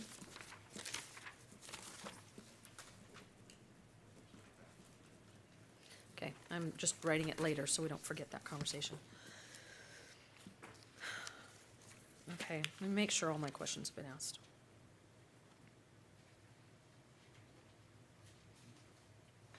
So, the concern I have with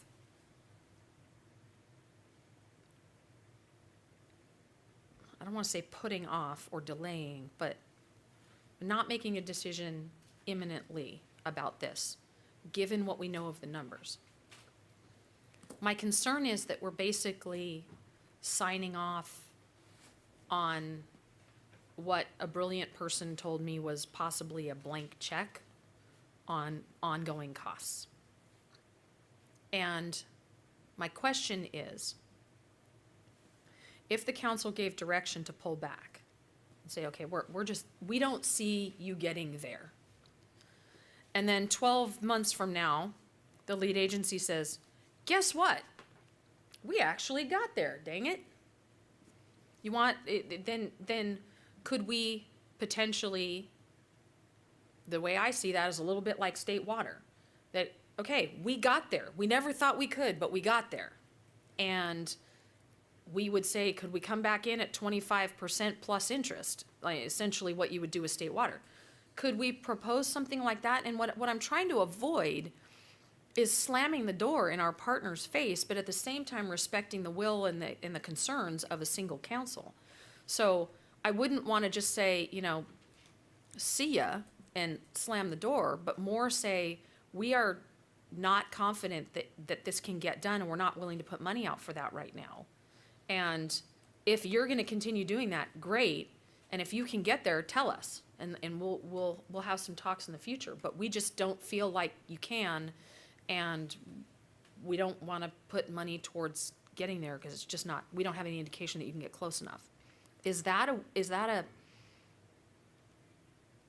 viable option? Is it an option? Yes. The viability of that option, I honestly don't have an answer for. I don't know if we were to say,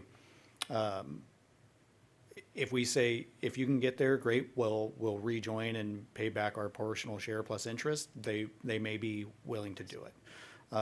The lead agency and the other partner agency. That may be an option. Would they be fully willing to do that?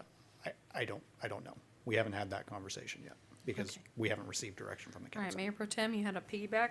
Yeah, I just want to, so what, if we withdrew from the project and withdrew from the JPIA, could they continue, or would they have to form a new JPIA? JPIA is our insurance people. Sorry, JPA, thank you. So they would not, my read of the JPA document itself is they would not have to create a new one. So we can drop out and they can continue. We can drop out, they can continue and pay their respective shares. We maintain certain rights to revenue associated with the property that has been purchased and is in the hands of the JPA itself now. So, but if it ends up being constructed on, then essentially that is moot because the JPA won't fold. But if the JPA ended up folding, we would obviously, it's outlined in the document. But they would not have to create a new one. They wouldn't have to start over, okay. This really good lawyer that used to be our city manager was a big piece of putting that together, so thanks, Whitney, if you're watching. I'm sure she's not, good Lord.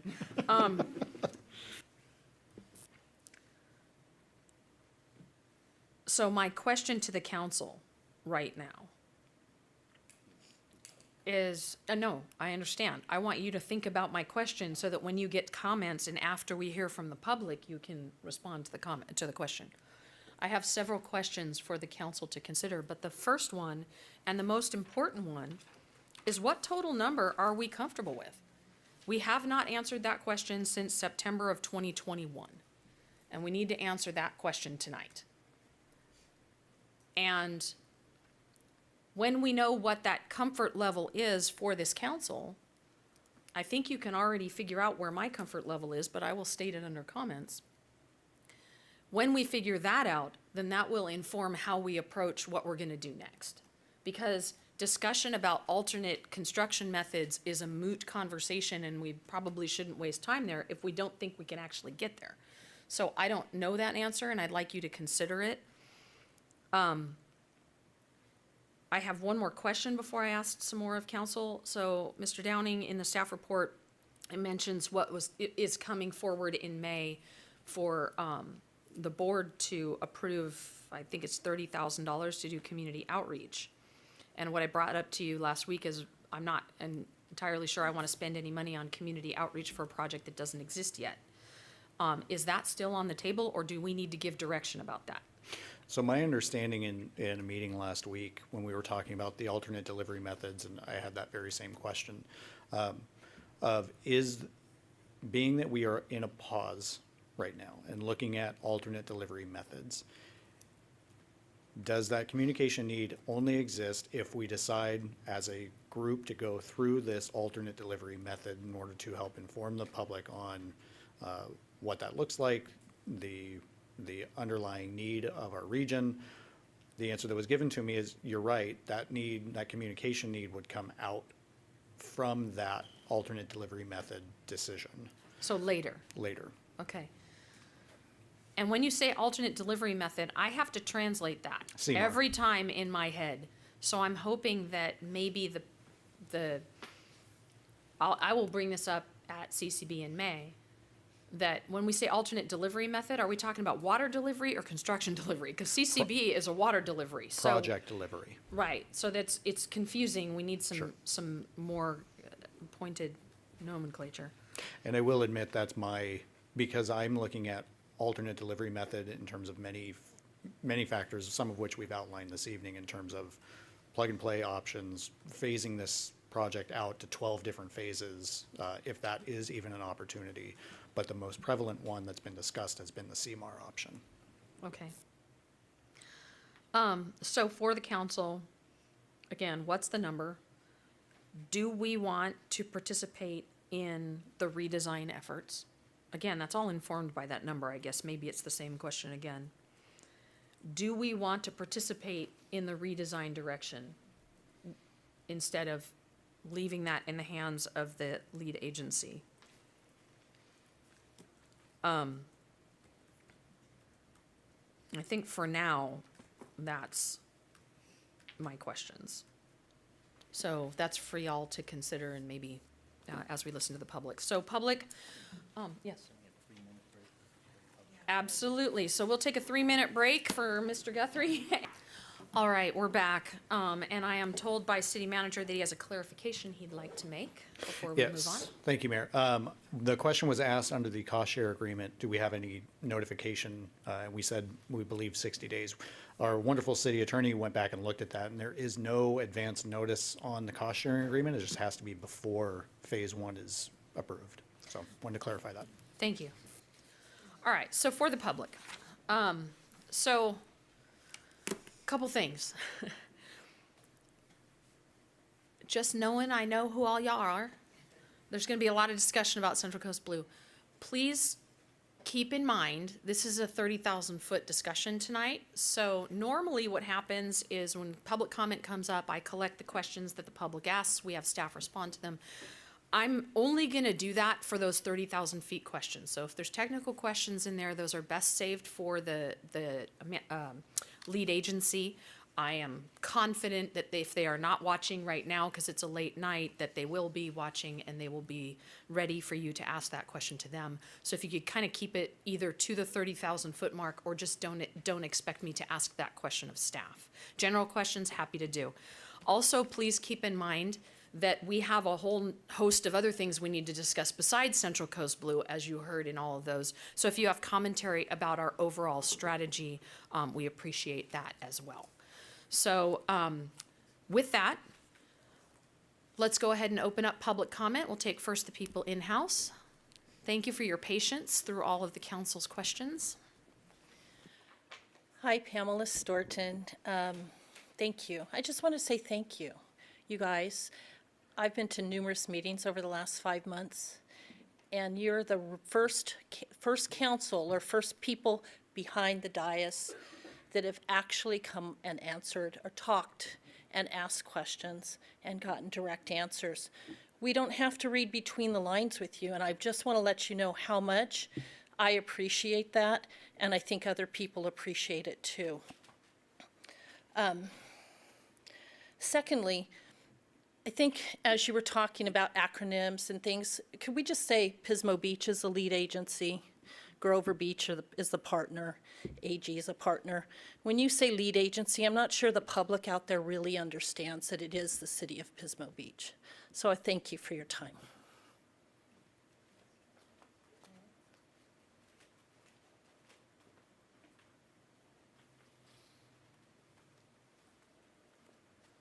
Victor Early, and I'm a geologist, excuse me. So where CCB left the project when they went on pause, they increased the price to up to $150 million, and they also decreased the scope. So they started at 5 injection wells, now they're down to 3. They've also decreased the amount of injection. Those three wells are clustered around the Pismo Beach well. So on paper, the project might allow additional pumping and preventing seawater intrusion at the same time in balanced conditions, meaning that there's drought, there's wet, and there's normal. So if you average those conditions out, the project will probably work on paper. What they don't say is what happens during a drought. You should ask them, what's the benefit going to be once Lopez gets down to a critical level where you can't rely upon Lopez? How will this project perform? They haven't said that. Do you know the answer to that question? I don't think so, because I haven't seen it. So just ask them, what's the benefit during a drought? They say drought resilience all the time. But what does that really mean? The aquifer has very little storage. So basically, during a drought, that storage is going to go down. There's less input to the drought, or to the aquifer. So there's not going to be anything left. Their own model says that this project only works during balanced hydrologic conditions. A drought is unbalanced. The aquifer will go dry pretty quickly, even with the injection and the increased demand that you will have once Lopez gets to a critical level. So I would just, I'd implore you to ask that question. What is the real benefit to us during a drought? They claim there's going to be drought resiliency, but they don't say that numerically at all. You know, so I don't know. Those are my only comments.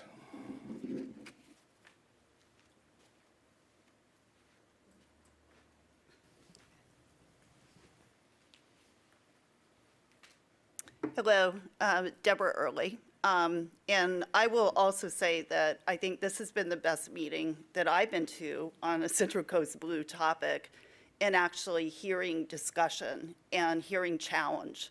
And I think that's exactly what needs to happen with Central Coast Blue. My profession, I'm a CPA. I've worked in regulatory compliance and risk management my entire career. And as we started looking at Central Coast Blue, there were a lot of questions, and we weren't getting answers. And so the reason that we dug in really deep into Central Coast Blue is because of that concern. And so I implore you to continue asking questions, get independent review. This is Pismo Beach's project. We are Pismo Beach residents. We're concerned for the rest of the community because it is very centric to Pismo Beach. Is that an absolute problem? No, but there are conflicts of interest that need to be understood, need to be vetted out, and part of the equation. So I really implore you to really think and ask those questions. Look at the independence. Look at your options. Do a cost-benefit analysis on each option. This project is enormously expensive. 50% increase in just 2 years. 500% from when it started. It is $4,000 acre foot. That's about 10 times what you usually pay per acre foot. It is an enormously expensive project, only gives you 10% of water. The other things to kind of think about with this project are the other risks that they don't really disclose. And the reason that community outreach came up is because this is being built in social justice communities. South Grover, Oceano, nobody knew. Oceano isn't even on the JPA board, but yet they're stated as a stakeholder. There is not a lot of benefit to Oceano, if any. And so these are the questions that need to be asked.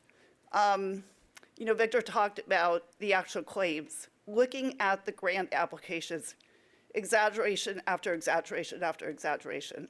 So take a look at it, a hard look at it, relative to the cost, relative to your benefit. And the other thing that I'll say is that we can quit asking questions. We can quit spending the money, just say no. We don't need to get more technical. We don't need to dig any deeper if we actually go on a true pause. And I do support a regional approach. I think Oceano should come back into the fold so it's fair and balanced across the region. And we can really think about sustainability for the region as a whole. Thank you.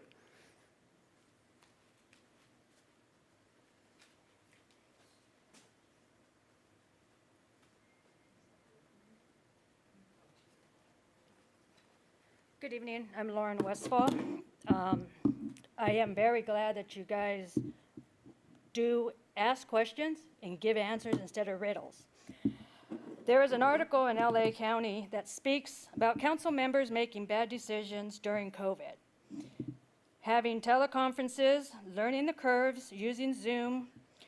City meetings caused a loss of public participation and input. January 21st, 2020, Grover Beach entered into the MOU agreement, or Memorandum of Agreement with CCB. You guys discussed it on June 9, 2020. And I'm guessing August 11, 2020, you guys entered the agreement. I'm not sure how to pronounce your last name, so I won't try. But there was an article that you questioned Grover Beach and Pismo,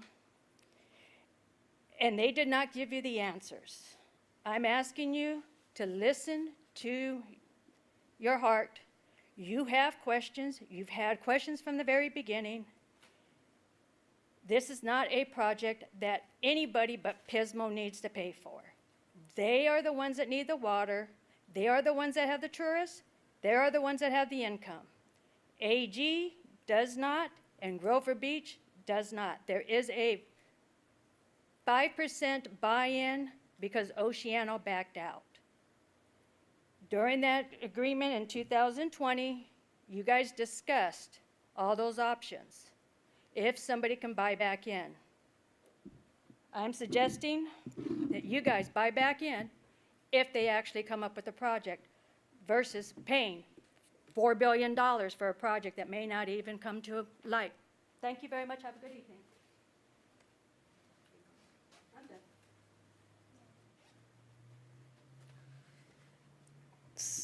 So, listening to the comments about this project, I was reminded of an episode of a Netflix series called Rotten that I had watched about troubled water.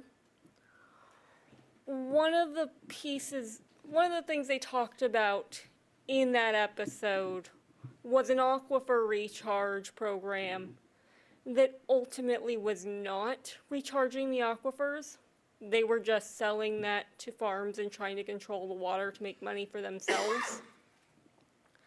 And given that we're not seeing the project move forward, given that there are a bunch of questions about whether or not the project is going to have returns, questions about whether that's just going to stay in the small aquifer, that does raise questions for me about whether or not this project is likely to be the aquifer refill that it's supposed to be. That's what I've got to say.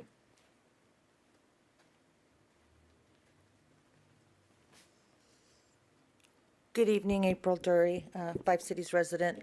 I'm going to start with Oceano. The mayor had made reference to circling back and was going to talk about Oceano, but I never heard that actually happen. I hope that that does happen because I think it's very interesting. I attend Oceano meetings, the OCSD, and a board member named Shirley Gibson said that she wanted the responsibility to meet with the mayor of Oceano and talk about water purchasing. And many months passed, she never got, never gave a report, never said anything, and finally she was questioned, and during a meeting she said that she did meet with Mayor Ray, and that Mayor Ray said that you guys wanted water on a permanent basis and that you weren't interested in our temporary thing. So I'm confused that maybe that conversation didn't happen. If Ms. Barneich is asking, like, how does Oceano have money or water to give away? How is that possible? It sounds like there's miscommunication between Oceano and the city of Arroyo Grande. So I would hope that that gets understood. I wish that this whole topic had been bifurcated for the public, using that word again, so that we could have talked about water as a concept and then CCB on its own, like you had the option to do, but we have only 3 minutes to talk about all of it together. So I just want you guys to know that Oceano is a surplus of water from the various ways that it expanded its resources for water several years ago, and something that AG at the time chose not to do. So that's why we have water available on a temporary basis. We said that we would be willing to sell it temporary only. Mr. Downing stated that Pismo's the lead agency and is carrying this project. But the reality is that Pismo Beach has ramrodded this vanity project through the paces without any artifice. They don't even pretend to be partners with Grover Beach and AG. They've completely taken over and pigeonholed you guys into silent, powerless funding streams, and Oceano as the dumping ground for used wastewater.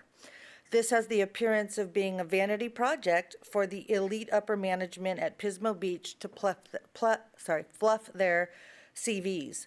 The rest of us, including Oceano, are merely scenery for Pismo Beach to chew on while they take center stage. So if you're going to ask any question of the project, I would ask, where are the financials? Where's the money going? What have you spent it on?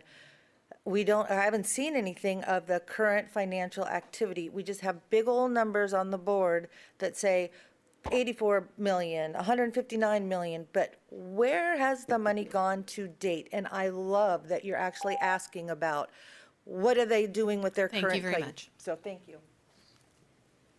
Forgive us, this is gonna go late and we've got to discuss too, so I'm gonna hold you all to 30 minutes, 3 minutes.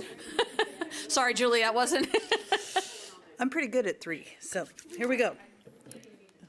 Here we go. With regard to your water portfolio and your water discussion, and thank you, Shannon, conservation first. There's water on the table. Get it? Oceano. The infrastructure's in place. You dust off the agreement. You maybe renegotiate it. If you want permanent water, ask for it.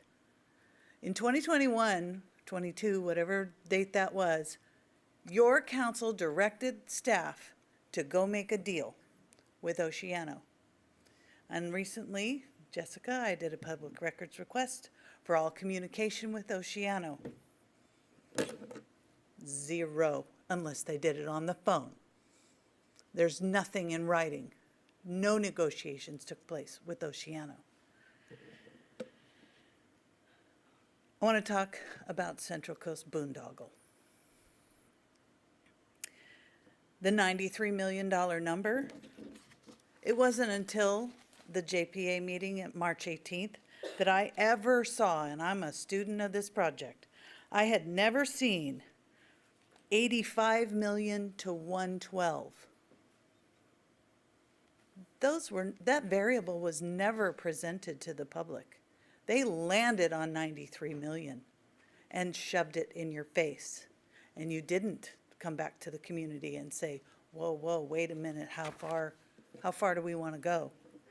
But there's a big difference between 85 million and 112 million, just like there's a big difference between 134 million and 159 million.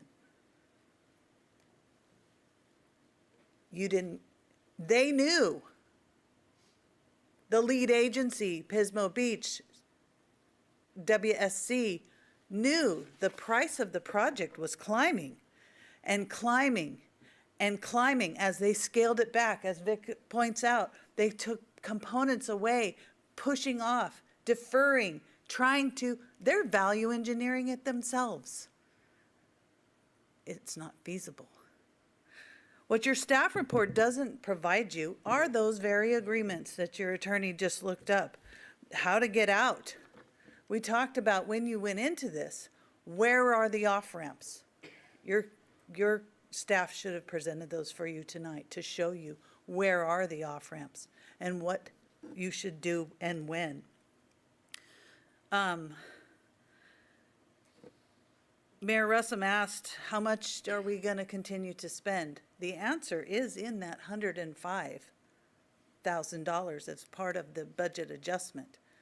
You're going to burn $105,000 for the next 3 months. Thank you. Appreciate the time. Anybody else in chambers? All right, let's check in online and see if anyone has public comment online. If any members of the public on Zoom would like to make a comment, please raise your hand. And our first speaker will be Brenda Auer. Okay, Brenda, you're allowed to speak now. Thank you. Good evening, everyone. 2 meetings in a night, last meeting yesterday. I want to plead with you, please opt out of Central Coast Blue. You know, Grover Beach has 30% of their community Spanish speaking. There was nothing told to these people that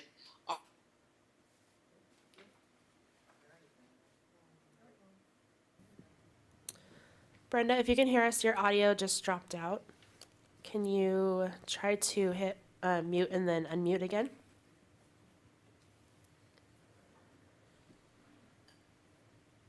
Okay, we still can't hear you. If you could give us 1 moment. Madam Mayor, I'm going to check in with our tech upstairs. All right, bear with us, everyone. We'll just take a quick break. We won't get up from here, but just gonna blank the mics.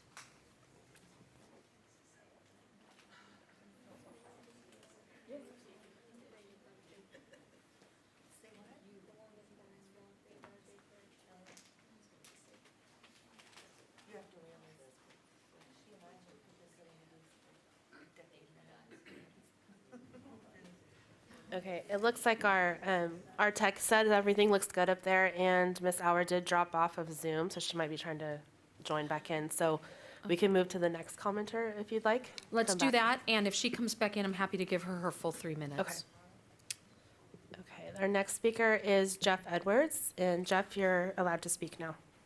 Good evening. Thank you, Council. My name is Jeff Edwards. And CCB was a classic greenwash project, and it's been a grant-driven project from the start, with the only problem being you can't get $100+ million in grants to fund the project. So let's all agree, CCB is dead. There's no redesign, they have no coastal permit, there is no project. Please do not equivocate on us. Pursuant to the agreements that you've referenced, both the JPA agreement and the cost sharing agreement, provide notice to the parties that you are out. With respect to the cost sharing agreement, under paragraph 10, there's a dispute resolution paragraph. I would invoke that paragraph in connection with the approximately $500,000 you're considering to pay. Please postpone the budget amendment and the payment until you can get a full accounting and again, negotiate this and settle. You've been hoodwinked by Pismo Beach virtually from the start. They have not been fully transparent with you regarding project costs. They've been sitting on this information and letting you flap in the breeze. Now, with regard to the options for you, I would consider the Oceano agreement that you had in the past.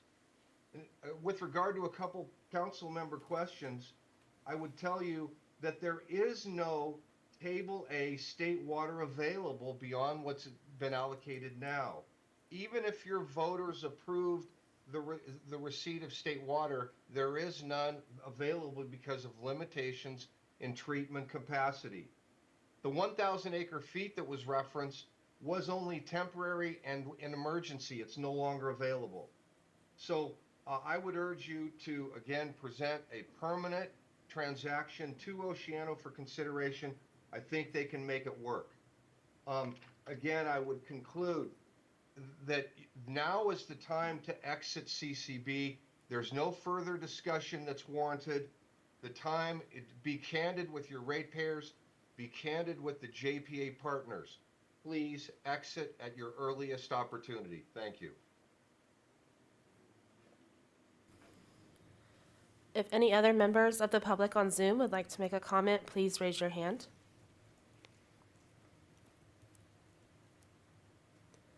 There are no other raised hands, and Ms. Auer is not back on Zoom yet. Okay. I'm going to go ahead and close public comment. I just feel like we're there. So forgive me, Brenda, but I think we're going to roll forward. If you want to send us something in, that would be great. So I'm going to take the chair's prerogative and go forward tonight, or go first tonight, especially since I need direction from you. So I've asked you some questions. I do want to hear those. You know what? I'm not going to take chair's prerogative because I asked you questions first. I want to hear your answers. But I do want to respond and defend staff just a little bit. I know for a fact that we talked to Oceano. It probably was over the phone or in an in-person city manager to whatever they call general manager meeting. And where that ended up was we obviously would want a permanent solution. That's what we need. We're looking to shore up our portfolio. And it wasn't that they weren't interested, and it wasn't that they were interested. They got the conversation off the ground, but the impediment is, in both places, it requires a vote of the people. Because for Oceano to sell permanently, it requires a vote of the people, and for us to buy state water outside of a time of emergency also requires a vote of the people. So that's where that got left, and we could pick up that conversation. I imagine that's probably going to be part of the direction tonight, but I want to be really clear. We get badgered constantly that you should just go talk to Oceano, as though we're stupid. We're not. We have had these conversations. We know what those answers are right now. Those conversations will continue. That will be part of my direction. I don't know if that's going to be part of the rest of the council's direction. What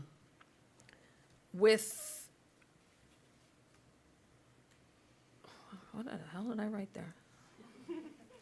Oh, with regard to whether or not the staff included, excuse me, the wording about how to get out. Staff will do that when we direct them to and not before.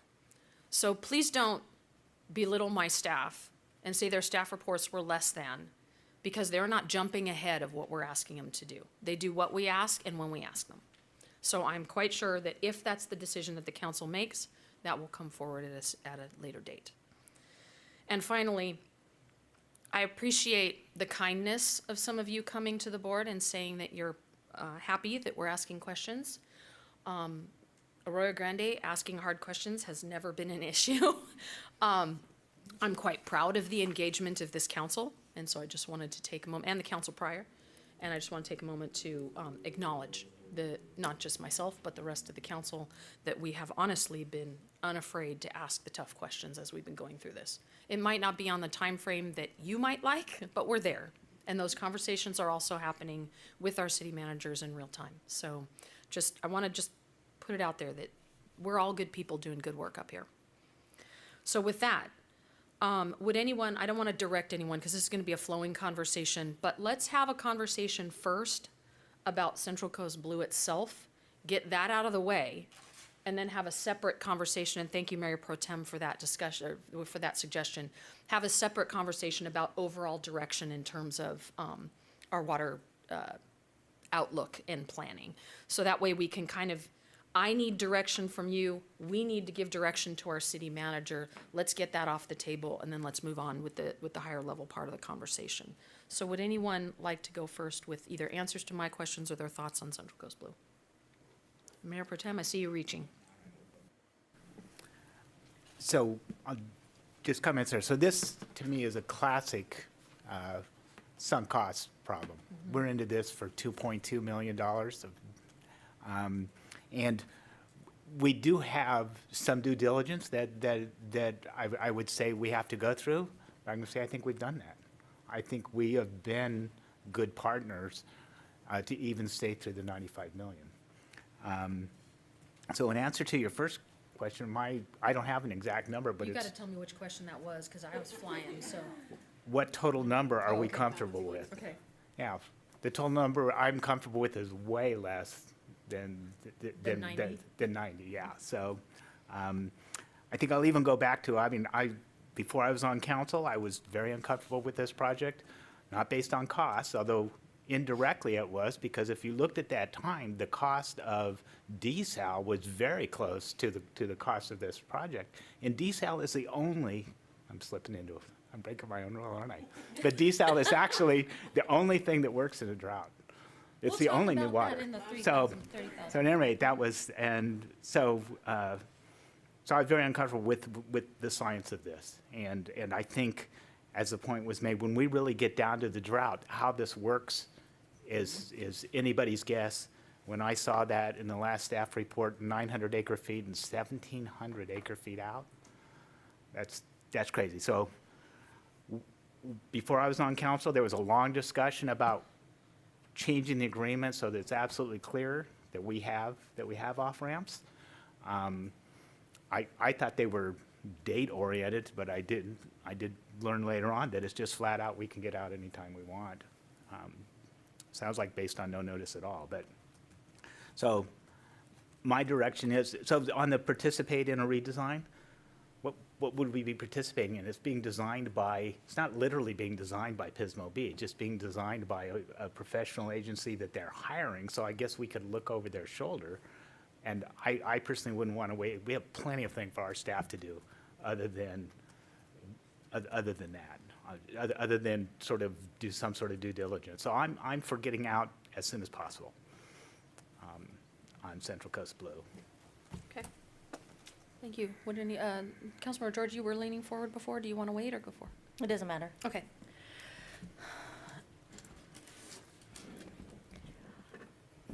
I have so many thoughts. I think that, I'll answer your question. But I think that it's very difficult because when we're in a drought and we're 9 years, 5 years, whatever, into that drought, we were so close this previous drought going to tier 2. And that was very scary for our city to have to consider. We need an alternative water source. Like Councilmember Barneich said, if for some reason we're only relying on state water and the whole state is in a drought, then what? We don't know what a 9, 10, 11, 12-year drought looks like. We were just so grateful in January of last year to get all the rains that we got. I mean, I'm sorry for the flooding, but we got the rains and we didn't have to worry about going to a tier 2. Tier 2 was so terribly stressful for our council, for our staff, wondering how we were going to implement to our residents and ask for more. I look at conserving water the same way I look at saving money. I appreciate the concept of saving money and conserving water, but I also appreciate earning money and finding new water solutions. So I'm saying that because when we talk about CCB, Central Coast Blue, right now what Central Coast Blue is, yes, I would agree, no. But can we use Central Coast Blue as a concept to continue to look at alternative ways to procure water? That's where I'm going with this. So that being said, to answer your question, what number are you comfortable with? Are you asking what number are we comfortable with for the project, or what number are we comfortable with continuing to spend? Or both? Answer both. Okay. Well, the one informs the other. If your number is high enough that it doesn't matter what the continuing cost is, you Right. don't have to answer question number 2. So is it worth it for us to continue to invest in research in a time where we have the freedom and the luxury to not worry about water, but be good stewards of our money and at the same time plan for the future? We know a drought is coming. We don't know when. We don't know how desperate we will be. I believe we still need to continue to move forward and have some sort of water project. What that is, what that looks like, whether we stay in the JPA, whether we use that consultant or start all over from scratch, I don't know what that looks like. An additional $500,000 in the big scheme of things, I would support that. I don't know if I would support it in the structure that it's currently in. Does Can that I- make sense? I want to make sure I'm Yes. understanding you. When you say in the structure it's in, are you talking about this particular project? So are you saying you would be willing to invest $500,000 if we were looking at alternative projects? Yes, I So would in be. terms of this project, In terms of this project, I see this project the same way I see Briscoe. There is no way we can value engineer this project into the budget that we can afford. There's no way. so would you, I would like to see our JPA stay together, and I would like to say, hey, yeah, okay, we have the $100,000, $500,000 for the next fiscal year. Let's continue to find an alternative solution to securing more water. that's, so, if I'm hearing you right. Yes. You're saying, because remember, we have that not bifurcation, but the. Yes, splitting the that you would- JPA you would from say, get out the of the current project. Get out of the cost share agreement, Yes. but continue with the JPA, and you're willing to spend money at the JPA. Yes. On I- finding something I- different. I Got it. believe Okay. our responsibility as a council is to plan for the future. I'll go into Oceano and all of that later when we go into our comments, but to answer your question, I believe we should continue to invest money into finding another water alternative. Whatever that is, I'm not a water expert. City Manager Downing knows how much I love to talk about water. I will leave that to the experts. That's why I'm willing to pay the money. Okay. But I'm not willing to pay it for this current project as it is. Would you be, again, kind of getting, I'm not trying to step on your idea, but would you be willing to have staff spend that money rather than via the JPA for our possibilities of what other projects could be? I've said it before, I think this is a common reoccurring question that we ask all the time. I truly believe we are better together. There is something to be said about regionalism. If we go to the Sand District, that's not just Rio Grande, right? So. I'm not following. If we choose to use wastewater, right, let's say, I'm just using that as an example. I don't believe that finding a water solution independently in Rio Grande is realistic. I see. I don't think it is. So I like the concept of still collaborating with our partners. Mayor Pro Tem had a very good point. We're not the lead agency, so when you ask how do we participate in the redesign option, do we just look over their shoulder? No, we come to the table in a different way where we say, okay, what are some of our options? What are ways that we can look at procuring water in a different way? That's why I was asking about the 3 different models. That's why I was asking about alternative, I'm drawing blank on the words, but alternative. We have a company right here in Rio Grande. They won Business of the Year a few years ago from the South County. That they focus on wastewater reclamation. How do we tap into a plug-and-play system? Again, I don't have the solution. All I'm saying is these are questions that I believe are better addressed. We can direct staff to address them as a JPA and to come up with other options.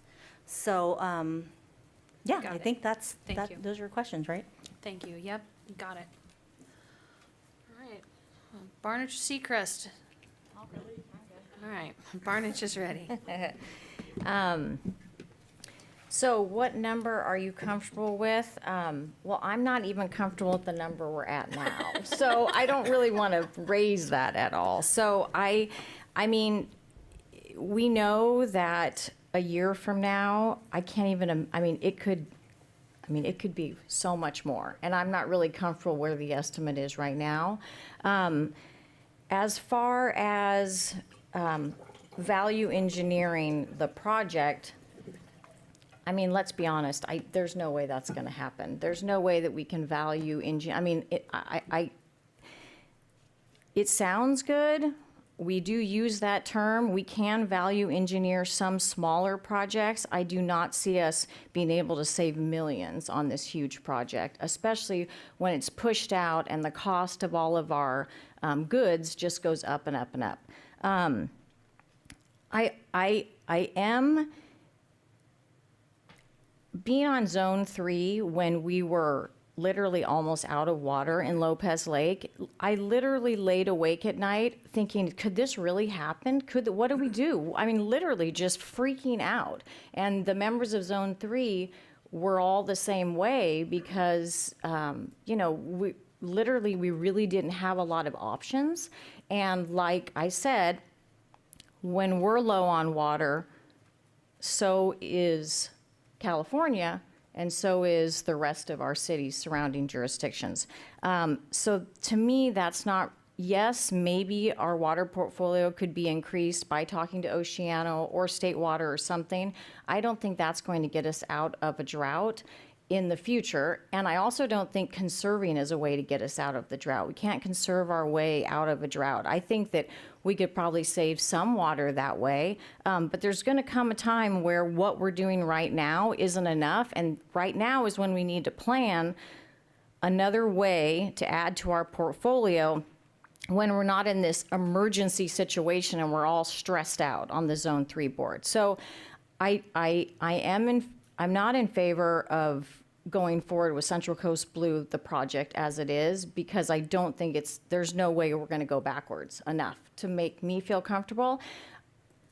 But I definitely believe in regionalism, and I fully support working with the agencies to see if we can come up with, I mean, frankly, it's going to be a really different project, because what Arroyo Grande and Pismo Beach, I just don't know if we're on the same page, and I don't mean this in a negative way. I mean that our budget and what we can afford is different than Pismo Beach, and we might have to have a totally different project to add to our water portfolio that Pismo's just not, they want something bigger, better, something that's not something we can afford.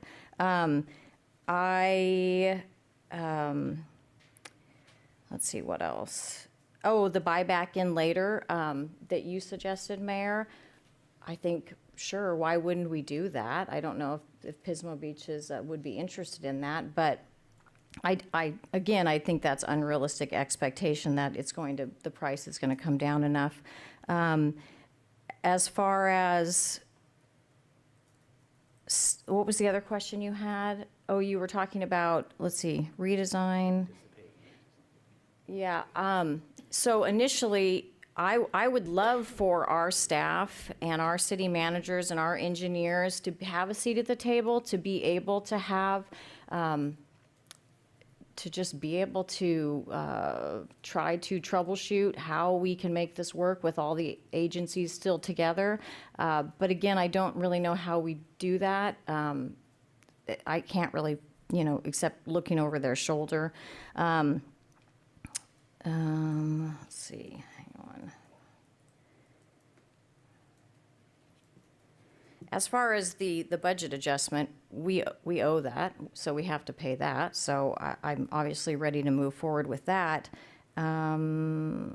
Okay. I think those are my initial comments. Thank you. Councilmember Secrest? CCB? Thank you, Mayor, and thank you, everyone, for your indulgence. I was talking to the city manager the other day, and I'm going to go ahead and still call myself the new kid until somebody else gets elected. So this is a lot of catch-up for me, and a lot of it I still is frankly way over my head. But having listened to your comments, but also, of course, the information from staff, I have let me back up. Central Coast Blue always sounded like a really cool thing. I was really excited when I ran for this position. It just sounded, we all should know how big a deal water is. And it just sounded like something where we could all work together, and it would be expensive, but it could really come to fruition and really solve some long-term water problems, which we all have.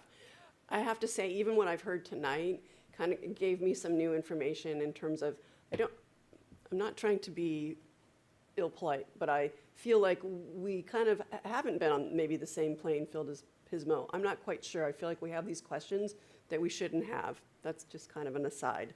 So I'm kind of trying to adjust because I've always thought Central Coast Blue was a good thing. But having said that, all of council members' comments make sense. We can't really even get a handle on the cost. We don't have answers to what it will be next month, next year. And as I think everyone here has said, you're not even comfortable where we are now. And so I really agree pretty much with, I think, all the council, but Councilmember George.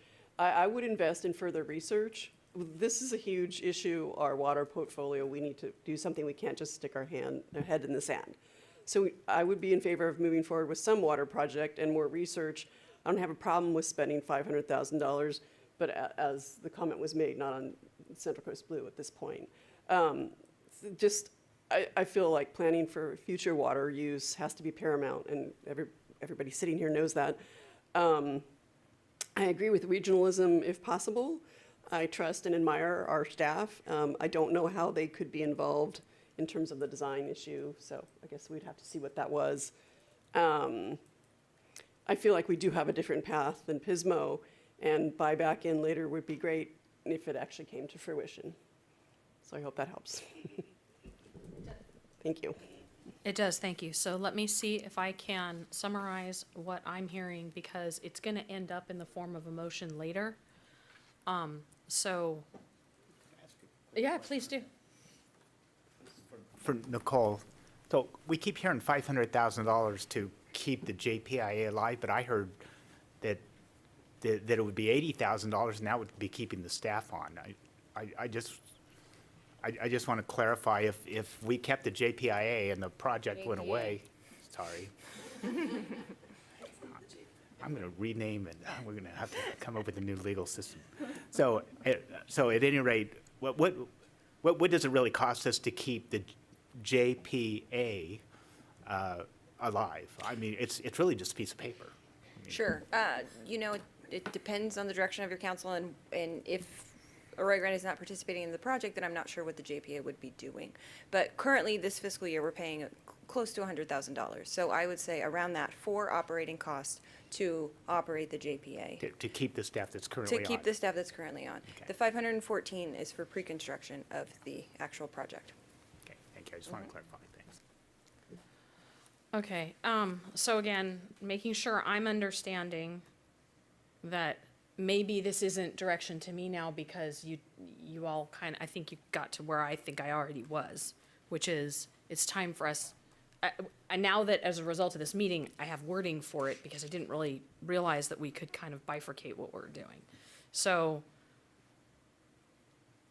just correct me if I didn't hear it right, that we are ready to drop out of the cost share agreement, but we will true up to what we owe. And we're not necessarily saying we're dropping out of the JPA. That might become a vehicle for regional exploration of something else. But no direction on that as of right now. What I do need help with, though, or I need you to be aware of, is that there's going to be a contract coming forward for legal for JPA. So it's going to be more than the $80,000 of last year, and we had to appropriate more this year for that reason as well. So just being clear, if you're all okay with that, then I will be okay with that. And if we're not okay with that cost, then we need to talk about that too. Okay. So my only hesitation here is, why are we paying for this attorney cost for a project that we're not participating in? It's not for the project, it's for the JPA itself.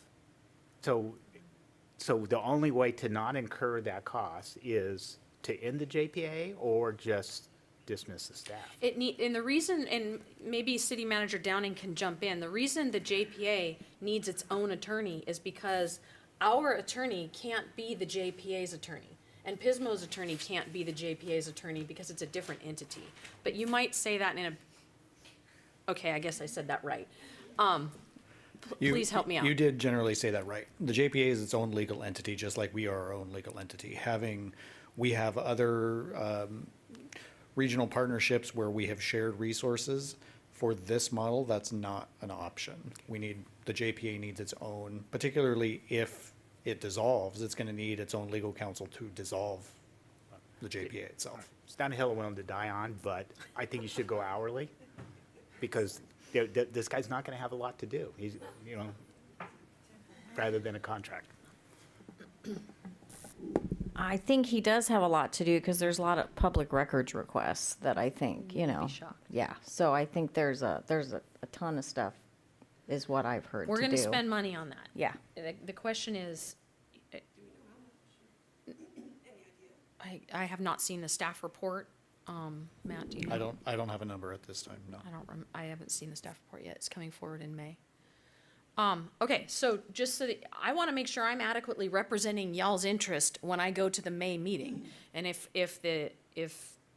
our interest is, okay, fine, we'll retain the attorney, and we end up only using that attorney for a few months because somehow this whole thing implodes, even though that's not our intention, then that goes away, right? It would just be a retainer. A retainer is, I just saw Ben Affleck, retainer. Okay, so, it's okay, get it out. I think it's an important one. So does our JPA list Pismo as the lead agency? Because when I say, it does not. CCB, Does. they're the CC CCB lead agency. But our JPA does not list. We are equal They were equal, partners. perfect, thank you. We're there? We're simpatico? Okay. All right.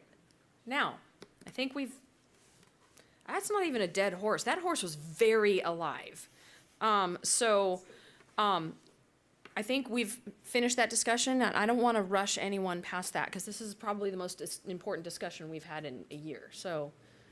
Do we need an actual action, or is the mayor going to take Do you action want at to, the I was going to board? do it all at the same time at the end, but if you'd like it now separately, I'm happy to do that.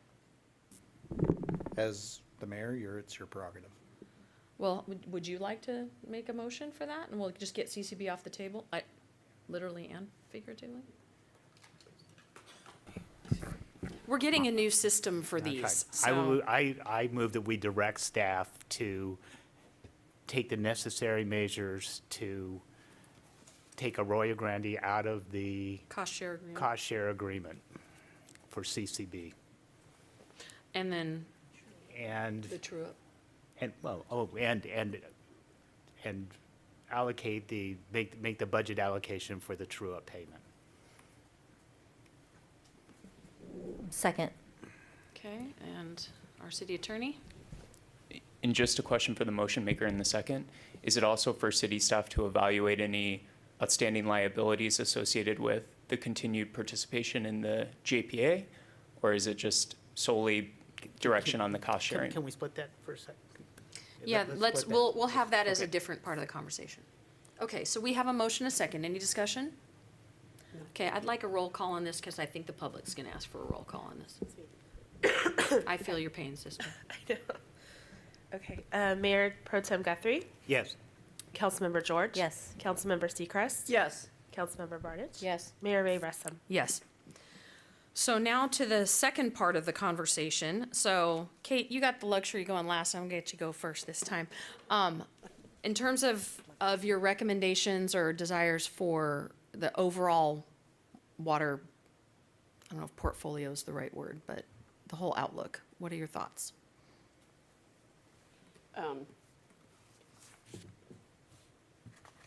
That was awesome. No, I'm just kidding. Sorry, I'm looking, not- I'm scrolling not- for you. Yes, okay, so, let's see, viable alternatives. So if you want to just take a few minutes, that's fine. I really was joking about putting you on the spot. So if you want to hear from the rest of the council. Councilor George, are you ready to go? Okay. I shared that while I appreciate the recent precipitation, I was going to say rain, so I thought I'd be fancy and say precipitation. I don't think that conservation alone will get us where we need to go. I'm concerned about I really love the idea of banking water in Lopez. I guess the question to staff, and I know questions have ended, but if we bank water, so if we're able to, in a perfect world, go to our public, they vote and they say, yes, you can buy state water outside of an emergency period. We go, yay. We take the water and we bank it in Lopez. How does that help us in a drought with seawater intrusion?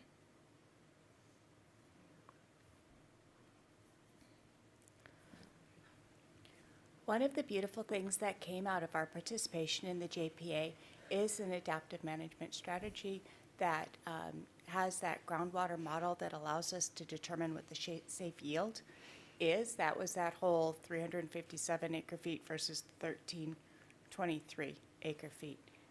What that does is it enables us to know how much we can pull out of the groundwater aquifer while staying above the 7.5 feet above mean sea level. That is the indicator that seawater intrusion is imminent.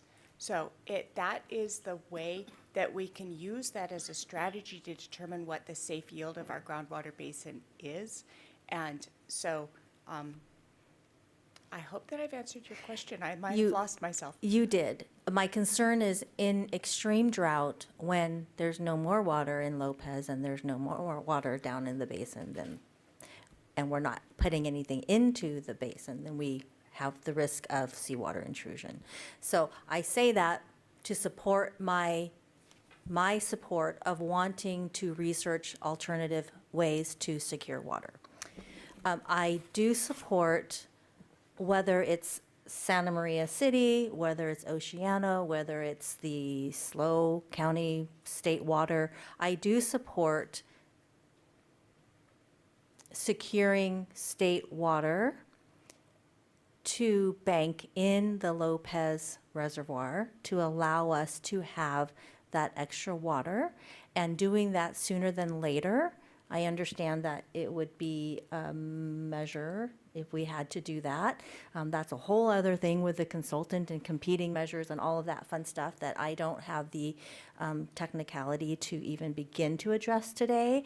But in a perfect world, I would like to see us be able to secure water outside of emergency times so that we can plan for the future. If we're talking about having a good amount of water that will last us 5 to 7 years right now, let's not waste these 5 to 7 years and really proactively go out and figure out a way to bank that water to give us more time to find a permanent solution.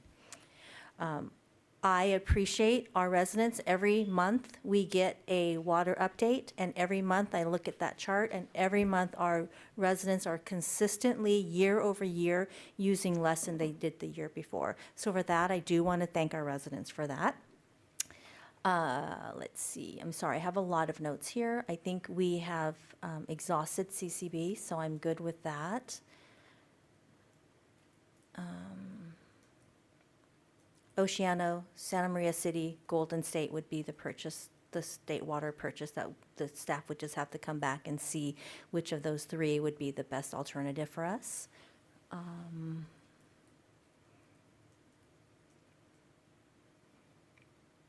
Yeah, so my only last question, it's a question that came out because we decided to pull out of CCB, is that our last 218 rate increase included a rate increase to account for CCB. So you don't have to tell me tonight, but I think we're obviously going to need an update and need to talk to our residents about where they stand financially with that and how long that will continue, because I don't think we can use that for researching other water sources, correct? That's just solely for CCB.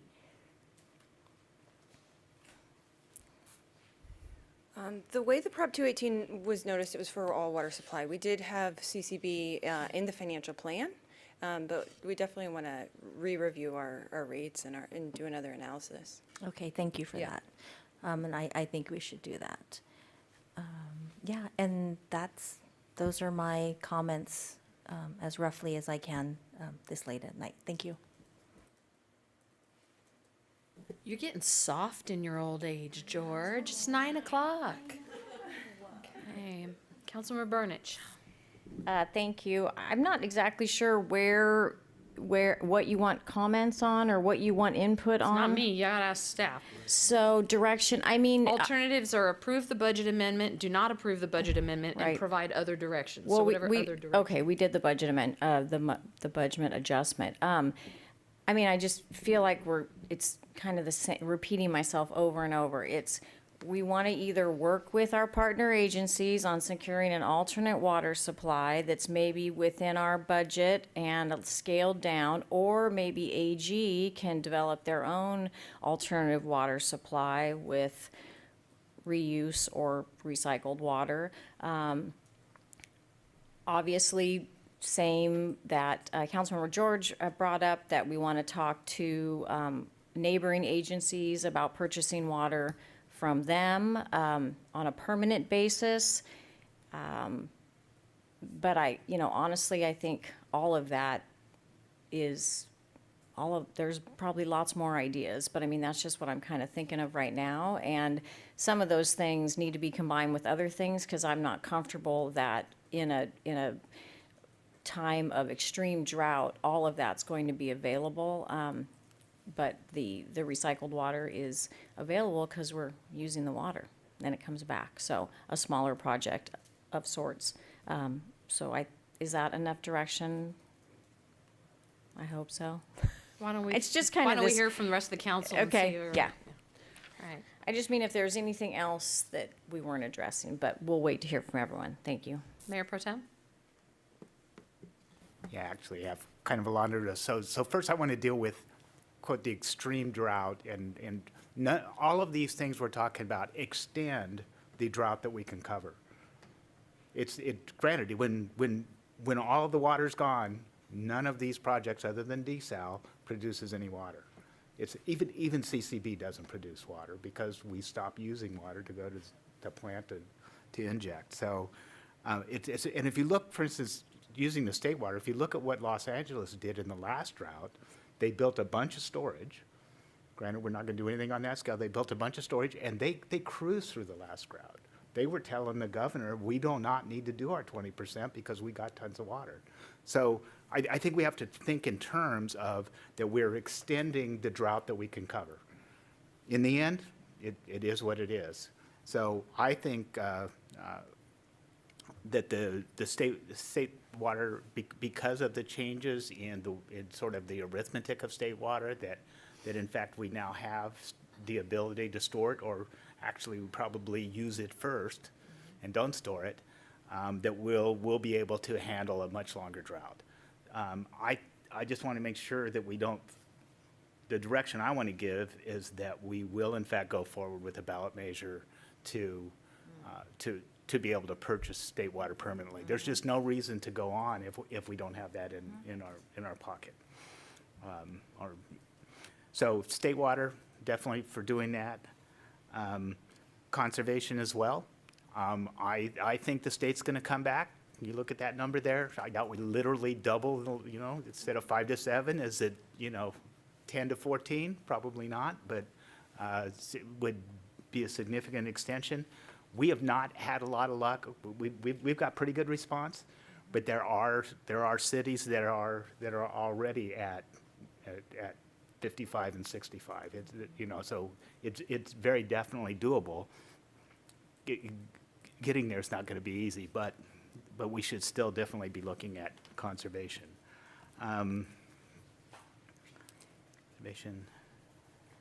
I do think that somehow we have to find a way to take this 23% of the groundwater that really is available and find a way to really use that. If there's already been if we're confident in that number, granted, it'll move a little bit, it'll be refined. If we're confident in the number, we need to find a way to use that, because when we produce these reports, when you look at that, you look at our water report, it's still in there that we have 1,200 acre feet or whatever it is of groundwater available, when actually we don't. So I think that's something we need to do is find a way to get there. I'm not advocating that we would unilaterally just say, okay, we only have 357 feet. We would need buy-in from all of our partners, probably including the Pomo.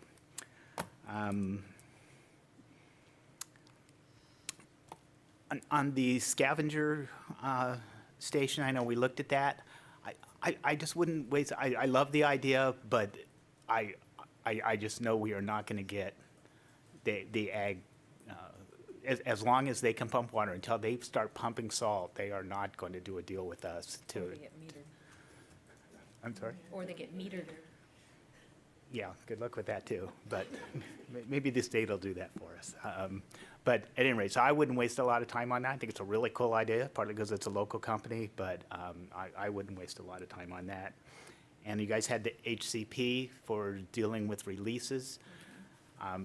I swear that's the same HCP that was around in 2004 or 2005 and had already been around for 10 years and was coming back from the feds any day.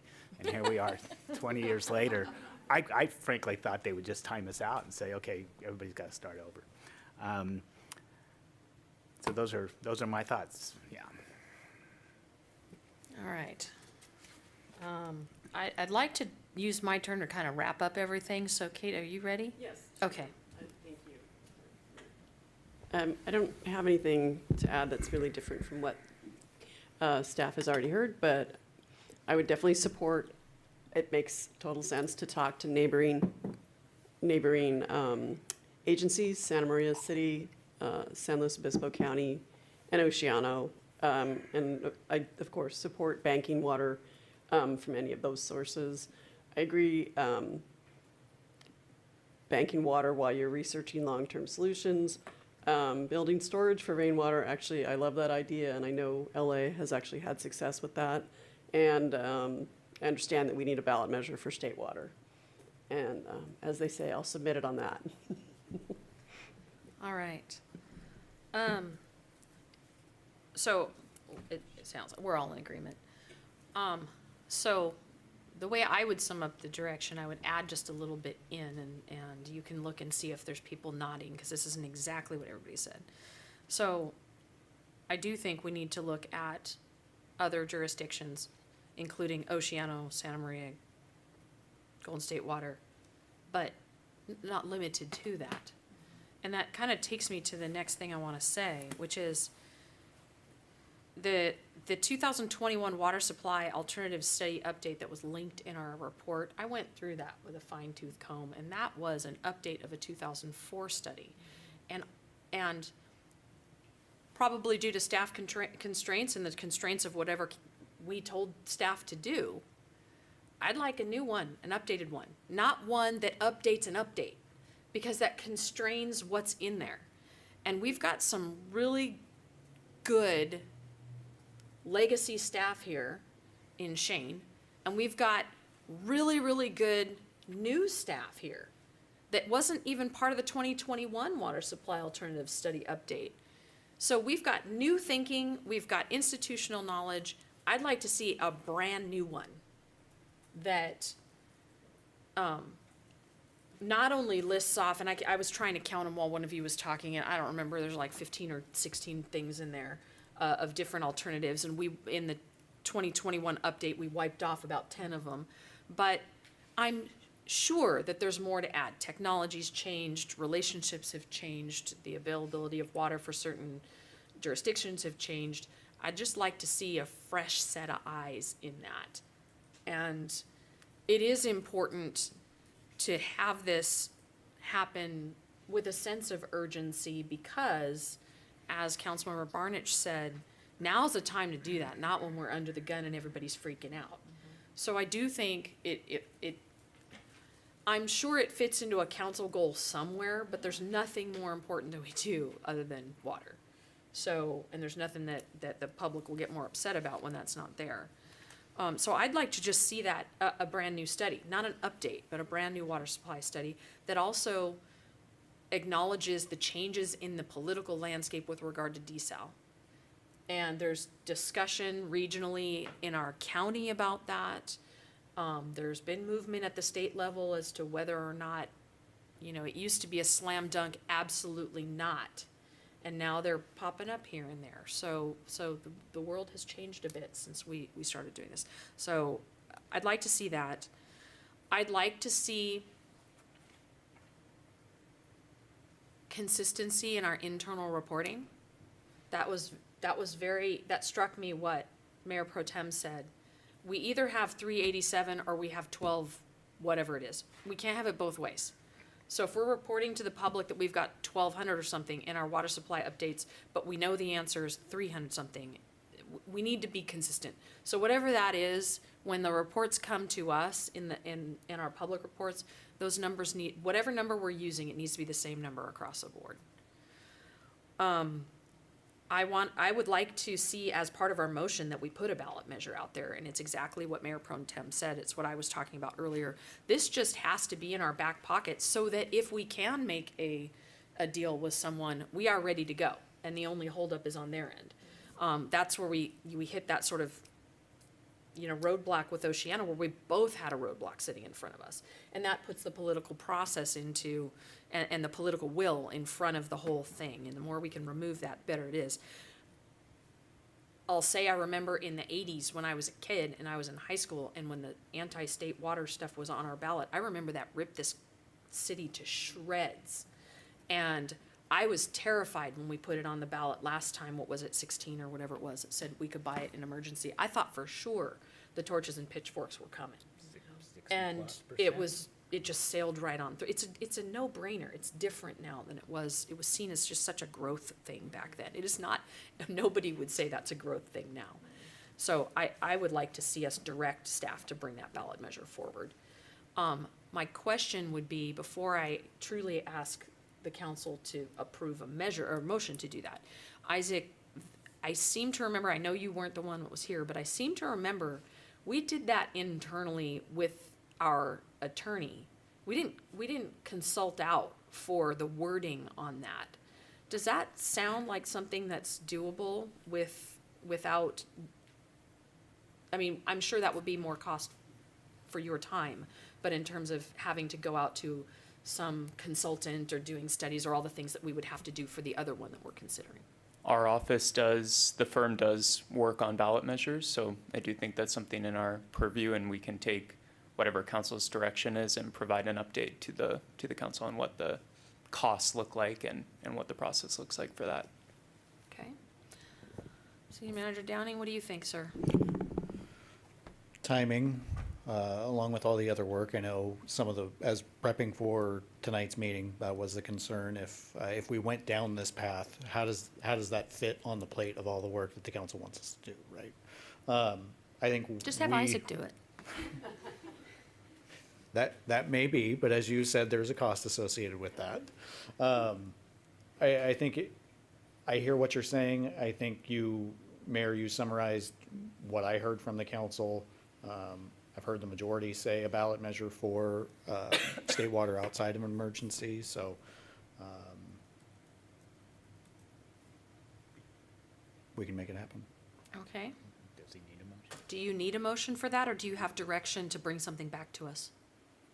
Isaac's nodding his head, and I don't know which I don't know which one he did a yes for. I would say the direction is sufficient, and we would bring back on a future agenda whatever the procedural requirements associated with that are.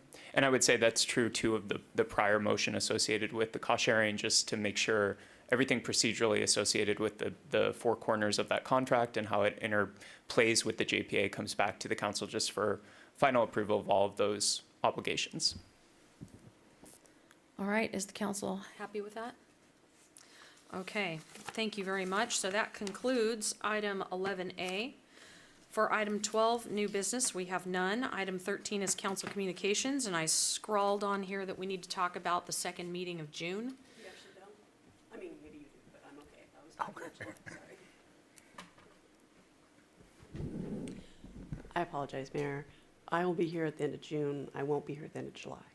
Got it. Sorry. Okay, so I already know, I'm giving you plenty of notice. I think I told you this already in our regular meeting, that I won't be here for the second meeting of June. I trust this council and whatever it does, so I don't need to babysit or anything. So don't change around an agenda just for me. And I gave up going to the CJPIA, and I said the right one, JPIA conference, which is in May, because I would miss another meeting. I don't want to miss two, so I know I'm going to miss that one. Anybody else know of anything coming up? So is there a joint meeting for the three councils? Is that on a calendar somewhere, or is that not set? It's not on a calendar. It's not fully Okay. set. It would Okay. be, by past practice, it would be the beginning of June, but it hasn't been set yet. And we had our first one in like August or September. Okay. Oh, yeah. Yeah, so the city manager's aware, but I'll be missing the May 14th meeting. Okay. All right. Any other council communications? I just have one that I don't think we've talked about the Juneteenth flag or the Pride flag, to bring that back. And I think we're having an item similar to that, or some flag issue that we're going to bring up at the next meeting. So can we add those to that as well? And I did want to thank Rec Services for putting on that Easter hunt in the rain. What about my agenda item? Yes, Oh, sorry, yes. we need to talk about flags. Yes. Hang on there, lady. Yes. Okay. Yeah, I think as long as we have a second on Okay. the Juneteenth and Pride flag, we can bring that as part of the previous flag request. Thank you. What were you saying? Oh, I was saying like 2,000, 2,500 people attended. So that's a huge number for our park and for Rec Service to have done. So I just wanted to give them a shout out. Thanks. The line waiting to get into the older kid egg hunt section was down the sidewalk, completely back to the Rec Services building, the Mark M. Millis building. That's how many people were out that day. I was out of town, but did they do the adult egg hunt this time? They did. Unfortunately, I was not there for that. My daughter got knocked in the head during the egg hunt, and so she wanted to leave. Well, But she had fun anyway. I'm surprised the adults don't come armed, because that one I was in that one once, and I will never do it again. Those people are crazy. All right. In a good way, I guess. I was just thinking, maybe we'll do it next year, but no, that's not. Thanks to Rec Services. All right, is that it for council communications? All right, then that takes us to item 14, adjournment. Thanks for the hard work, everyone. See you in 2 weeks.